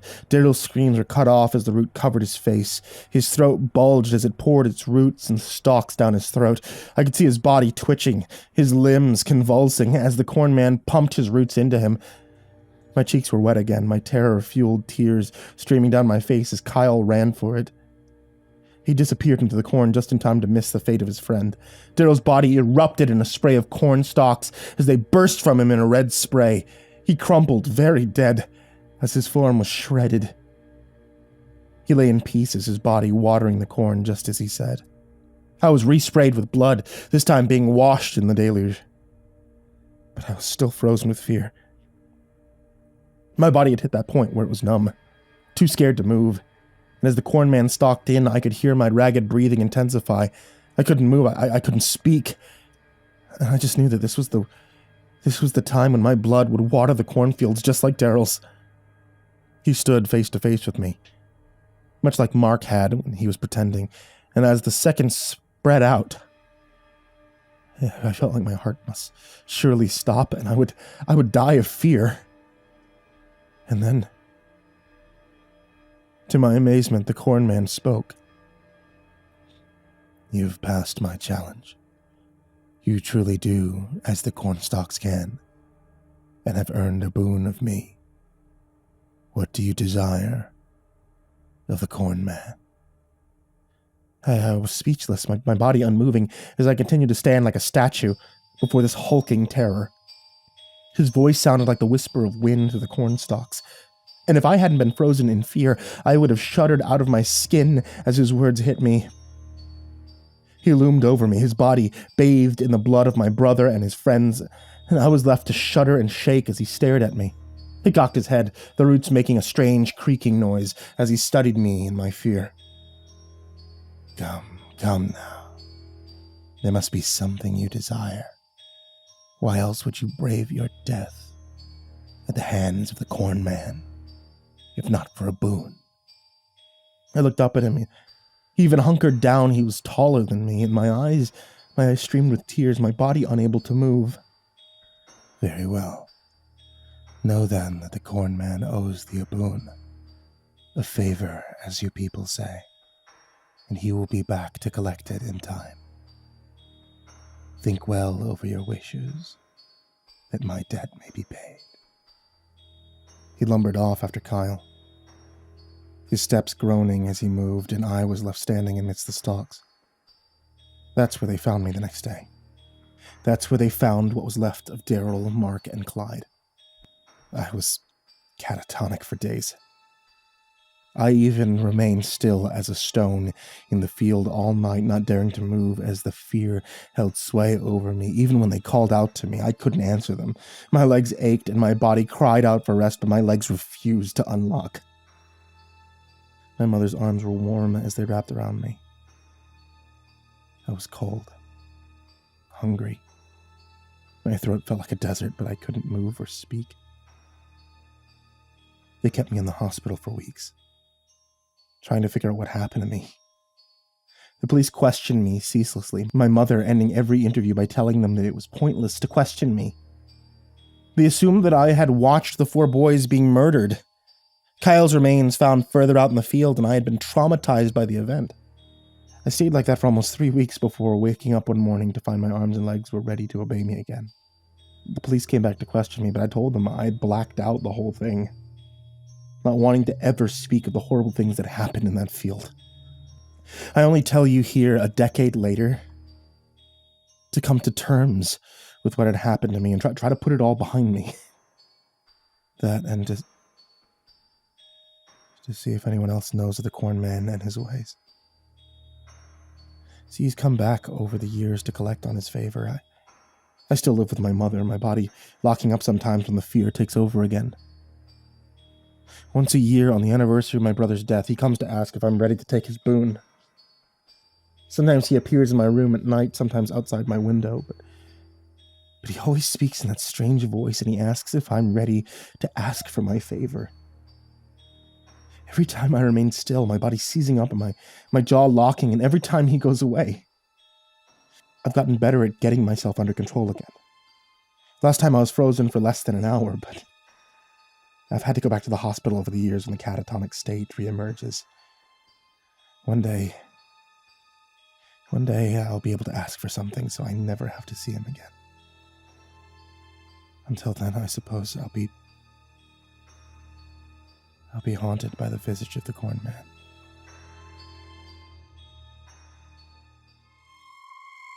All the kids in my neighborhood know the story about the ice cream truck. It's not a nice one. We do try to tell our parents about what the ice cream truck does to kids, but it's like talking to a brick wall. If you breathe a word of the story to them, they'll simply freeze in place, their eyes glazing over and unblinking, smiles stretching their faces. It isn't until you give up, feeling completely disheartened and alone, that your parents emerge from their trance, looking puzzled. They'll pat you on the head or your shoulder and ask, "What were you saying, kiddo?" So you see, we can't tell our parents, or any other adults, about the ice cream truck. They won't let us. I hope the same thing won't happen to you. If you're an adult and you're hearing this, I'm sorry if it does. Truly sorry. But I need to warn other kids. Don't move here to Adaport. The story goes like this. There's a kid named Roger, 10 years old, or maybe 8, or maybe as old as 16. Roger strolls along the street on his way to school, or on his way back from it. He walks without a care in the world, swinging his backpack. He's whistling because it's a fine, beautiful, sunlit, strewn day, and then, right as he's nearly reaching his destination, he hears it. A strange but cheerful jingle. He starts to smile because he can't help it. The ice cream truck jingle is the kind of sound that makes kids laugh, puts a pep in their step, makes them think about the people or things they love. Roger thinks about his parents and the stack of superhero comics on his desk, and while he thinks of all the delightful things, he slows down. You don't want to do that when the ice cream truck's around. The source of that jingle rounds the corner and barrels straight at him. Roger sees that it's an ice cream truck. It looks like something you'd see in hell, he thinks, and then scolds himself. Where did that stupid thought come from? No, that ice cream truck doesn't look scary at all. It looks fun. Bright shapes decorate every inch of it, and as it approaches Roger, he looks at it more closely and realizes that there are superheroes all over the truck. Superman, Batman, Captain Marvel, The Flash. He's amazed. He's never seen an ice cream truck decorated like that before. Strike that. He's never seen any vehicle decorated like that before. The ice cream truck has no name, but he's sure the owner's a great guy. Someone who loves comics, too. Roger walks over to the truck as it slows down next to him. Can't help it. Someone else has control of his legs now, and they mean for him to come to them. He walks over to the small shuttered window where they normally serve ice cream, and then the door to the truck opens. Well, there's multiple endings to the story because no one agrees on what exactly happens when the door opens, except for one thing. Roger disappears, and he's never seen again. Back then, I thought the story was a huge load of crap. An ice cream truck story? Really? And that was one of the least frightening things I'd ever heard of. I didn't need to expend energy worrying about some dumb ice cream truck. Richard Golden led the pack of my bullies. Still don't know why he hated me so much. Maybe it was because of my height, or my annoying high-pitched voice. But either way, he set out to destroy my life, which wasn't a surprise because I'd been bullied before at other schools. The new kid was always an easy target, and bullies gravitated toward me like bees to honey. Richard wasn't dumb enough to do anything life-threatening, but in some ways, the petty shit was worse. It meant that none of the teachers took me seriously when I complained about what was going on. Boys will be boys, my world literature teacher said indulgently. I had to constantly watch my back. And my front. Actually, all directions. I never knew when he and his sycophant would strike. They tried to trip me whenever they saw me walking down the hallways or in the cafeteria. If I brought lunch from home, then they either stole it or ruined it. They shoved me into lockers, knocked me upside my head, and muttered insults at me. If I didn't keep a death grip on my backpack, they stole that too. And passed it around to each other, laughing hysterically as I tried to save my homework, my textbooks, and my pencil pouch. If you've ever been bullied, well, then you understand. School was hell. And just like my teachers, my parents didn't take it seriously. I knew that my dad was disappointed in me. He wanted me to be tougher, stronger, to be a real man. I heard him talking to Mom late at night. We both thought I was asleep. Why isn't William like other boys his age? All he does is read. My mom had hushed him, but she shouldn't have bothered. My dad and I had always had an uneasy relationship. All this to say that when I went to school on Friday morning, I braced myself for the usual bullshit. But I entered my first period math class to find everyone looking somber, subdued. It was eerie to be surrounded by so many pale, silent faces. They looked up at me when I entered the room. They looked back down to their desks. Many of them were sitting very still, not doing homework or chatting with their friends, but just staring off into space. Finally, I couldn't take it anymore. I leaned over to my desk mate, Sarah, and I whispered, "What happened?" Sarah only sometimes deigned to speak with me. It wasn't out of arrogance, but fear. Nobody wanted to be my friend because nobody wanted to become the new target of Richard's sadism. Now she turned to me with wide eyes and said, "He's been missing for nearly 15 hours. His parents called the police station, said he never showed up." Couldn't have happened to a nicer person, I thought. But I still wondered why everyone looked so stricken. Richard had never been that popular. His Pretty sure most of us hated and feared him in equal measure. Then I heard it. Someone behind us said, "It's the ice cream truck again."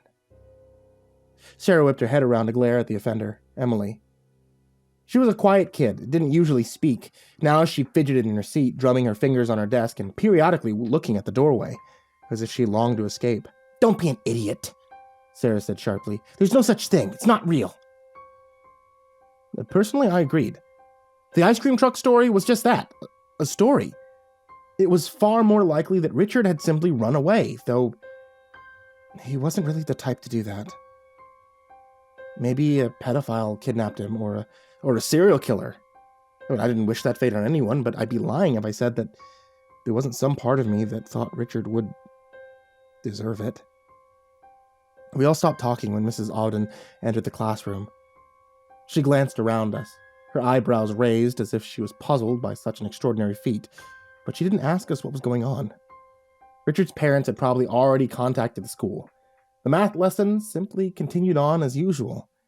The entire school day was a blur for me. I'd be alert on the outlook for shoves and teasing, and then I'd remembered that Richard was missing and I didn't have to constantly scan my surroundings anymore. Without Richard around, the usual pack of bullies had dissipated, some of them glumly eating by themselves in the cafeteria.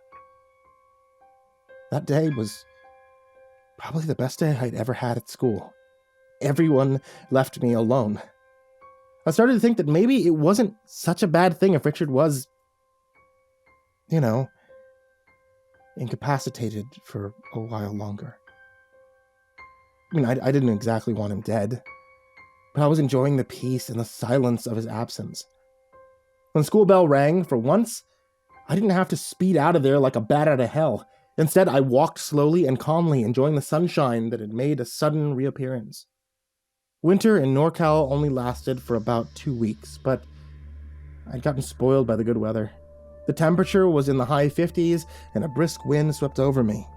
It was perfect weather for my walk back home, a trek that usually took around 30 minutes. As I walked home, I shuffled through the playlist on my iPod.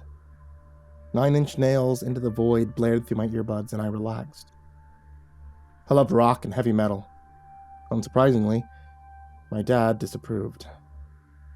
Right as Into the Void switched over to a different song, I heard a strange noise. I still had my earbuds in, but I could almost hear it. Maybe it was someone blasting music from their car, or someone practicing drums in their parents' garage or basement. I hesitated, one hand over my left earbud. Curiosity got the better of me. I lowered the earbud, and a blast of sound hit me. I don't know how to describe what I heard. It was one of those melodies that gets trapped in your head, but no matter how hard you try, you can't recreate it. You try to hum it or play it, whatever comes out of your lips and your fingers just doesn't match up with what's in your head. It was even more than that, though. The melody I heard somehow had multiple dimensions to it. Sight, smell, and taste. As I listened, I could see that the melody was a carnival. I stood there, unmoving, my head tilted to one side like a bird mesmerized by a snake. I could see the performers in colorful costumes running around on their stilts. I could even smell the popcorn, taste the cotton candy. It was so real I began to chew on it. The taste of blood in my mouth brought me back to reality. I had bitten the inside of my bottom lip, not as badly as I could have, but bad enough that when I ran my tongue over it, I could feel blood pooling on the indentations of my teeth. I looked around myself wildly like a dreamer who had just woken from a nightmare, and I saw where the melody had come from. An ice cream truck. It had no name on its side. It rolled toward me slowly, and I couldn't tear my eyes away from it. It was beautiful. Breathtaking. I thought of my mom then, because she painted in her spare time. It was one of the hobbies we bonded together over that disgusted my dad so much. Real men don't paint. The way the colors swirled over the truck reminded me of our favorite painting, Somewhere New by Linda Woods. It also made me think irresistibly of ice cream. the colorful yellow paint and the orange swirls of sherbet rainbow ice cream. I walked towards the ice cream truck. They waited for me, the engine rumbling strangely loudly. The door opened. And then I saw who owned it. For an instant, long black-gray arms reached for me, and then I blinked. And an old man stood in front of me, his arms held out in welcome. He had strangely bony hands and wrists, but his bright blue eyes twinkled with warmth and welcome. I smiled back at him. He was so hunched over that we were nearly of equal height. "Hello, young man. My name is John Goodman. Would you like some ice cream?" I nodded and began walking forward. The open door yawned behind him into darkness. There was a moment of unease, and then I told myself not to be silly. I could trust Mr. Goodman. He was my friend. A sharp pain pierced my right ear, the one with the earbud still in it. The wretched screeched into my ear, and I instinctively tried to lower the volume. The iPod slipped through my fingers and hit the ground. I started to bend down to pick it back up, and then I froze. The old man's face flickered. 1 second, there was a kind, gentle man reaching out to help me. The next, something monstrous. It towered over me. It had multiple stick-like arms and legs. That was the first thing that I noticed, and the next, its enormous body was rotting. It looked and smelled the way that spoiled meat does. Every time it moved forward on those thin legs, flakes of skin drifted off of it. Worse than its insane white eyes and its gaping mouth were the faces. Faces covered every part of its body, and arms and legs, and all of them were screaming. Faces of kids whose eyes had rolled madly in their sockets, whose black tongues flapped out, and whose shredded lips formed incoherent shapes. I saw Richard's face on one of the arms, and he saw me. We stared at each other for a full second, and then I scrambled backwards as the thing's hands reached out to me, the black talons grasping for my face, my clothes, my arms. I screamed in one startled burst, and then I turned to run, and as I ran, I heard it behind me, screaming too. Unlike mine, it was a scream of frustrated rage. I risked a glance backwards, and I saw it slump down beside the ice cream truck, beating its many arms against the ground in a pit of petulance. The faces of the kids on its arms wailed as their faces smashed apart, bits of bone flying through the air, noses and eyes and lips gouged out to bleed down their cheeks. And once I got home, I went straight to my bedroom and I locked the door. I barricaded it with my bookshelf and my desk, and I even pushed my bed against it. If I had anything else to put between myself and the door, I would have used that too. I sat in the middle of my wrecked and messy bedroom, and I trembled, and I waited for the thing to track me down and kill me. My parents came home, and my dad forced me to undo the barricade. We ate dinner together, and the food was ash in my mouth. As usual, my dad ignored me, except to tell me that it was rude to wear earbuds during dinner. I took them off, but I kept them in the pocket of my hoodie. My mom, though, she noticed that I wasn't my usual self. As we watched TV together, the images swirled into a colorful mess before my eyes. She touched my forehead. "What's wrong, Will?" That was all it took. A dam broke inside my chest, and even though I was worried that she'd cart me off to a mental hospital, I told my mom everything. I finished with, "I thought that it got Richard, the guy who gives me a hard time at school. What should we do?" Complete silence. I lowered my hands from my face, and my mom had the strangest expression on her face. She was so still that she looked like one of those store mannequins, poised behind a storefront window. Finally, she moved. Her eyes began to blink, and her mouth stretched to a yawn. "I'm sorry, honey, what were you saying?"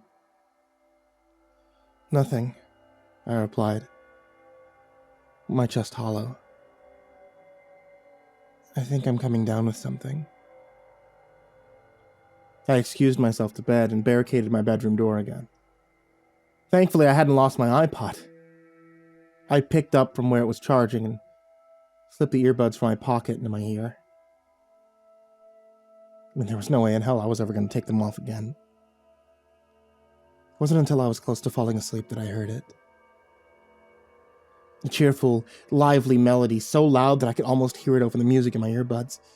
But I kept turning up the volume on my iPod, even when it hurt so badly I would have given anything to turn it off. I stood up, and I sprinted over to my bedroom window, looking down. As expected, the ice cream truck was parked outside on the street, waiting for me. Moonlight turned its bright spirals of colors into a cruel, mocking joke. And the longer I stared at the truck, the easier it became to see the colors weren't really there. No, the truck was decorated with small bones. Made from them. Bones glimmered in the spirals under the moonlight and jutted out of the truck. And although I knew it was just my imagination, it seemed to me that I could hear the screams of children again. Someone screamed my name over and over. It sounded like Richard. But he could scream as much as he wanted to because I wasn't going to go down there. Not if I could help it. I knew that there was something in the ice cream truck looking up at me.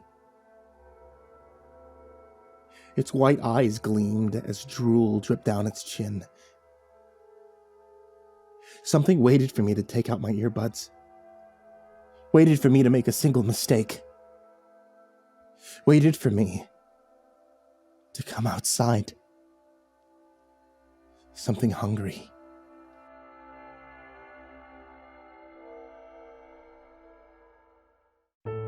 Hey there kids, it's me, MrCreepyPasta, and thank you for watching tonight's video, or listening to tonight's podcast, and thank you for clicking the thumbs up, the subscribe, the follow, the bell, the whatever helpful thing there is on such a platform. If you want to find your nice Halloween horror audiobook to listen to this year, check out audible.com and look for MrCreepyPasta, because I got a whole bunch of books over there. Books like Tales from the Gas Station. And as always, I want to give a very big thank you to everybody who is supporting me on Patreon. If you guys have been supporting me on Patreon, or if you're considering doing so, then know that I just added in a couple of cool things for the loyalty program because I found out that I could. I had no idea that I could do that. So now, you guys should be getting some cool things in the mail brought to you by Patreon that are pretty cool. They support the channel as well. Oh, getting to the point though, a huge thank you to patrons such as Jordan Alexander Sanchez, Brian Arce, Bobby Karman, Stephanie Butler, Tristain Pelton, Chance Burnett, Diana Kraus, William King, Heather McDonald, Reaper61167, Alex the Sandwich, Darth Miver, Michael Ortiz, Satanic Aries, Ness69420, aisodoehtraed with 2 exclamation points, Nessie, Ronnie Hansen, Bardohawk764, Melancholy Corpse, Ferb, Harley, Billy Morrow, Madam Skullbunny, Sashi Suzaku, Grizzly Olsen.pro, Caden the Spooky Boy, Zane Nightshade, My Body Sounds Like Rice Krispies, Ashwood, Lord of the Weebs, Jay, Miss Exandra, Mr. Unsettling Spaghetti, Suji Campbell, Stricken, Azarine Fox, Fried Chicken 12, Freddy Krueger, Ty Nanny, Michael Scarborough, Infernal One, Lisa Cottrell, Caspian, Jordan Elves, Hades Nephew, Tater Chip, Acid System, Prozac and Pancake Appreciation Society, Cryptic Nightmares, Kiri the Sloth, Tommy Green, Fester's Lampshade, Sky Harbor, Nina Smith, Nico Cayo, Rafael Rodriguez, The Ginger Bros, Aaron Stormcrow, Daniel Polson, Trey Smiles, and Corey Kenshin. Thank you guys so much, so much for being a part of the Patreon and helping me keep the lights on and helping me get exclusive stories and everything that we do on the channel here. Thank you guys so much for being a part of it. Thank everybody in the description, and thank you guys who have stayed to this part of the video. It really means so much to me. I hope you all have a very happy Halloween and sweet dreams.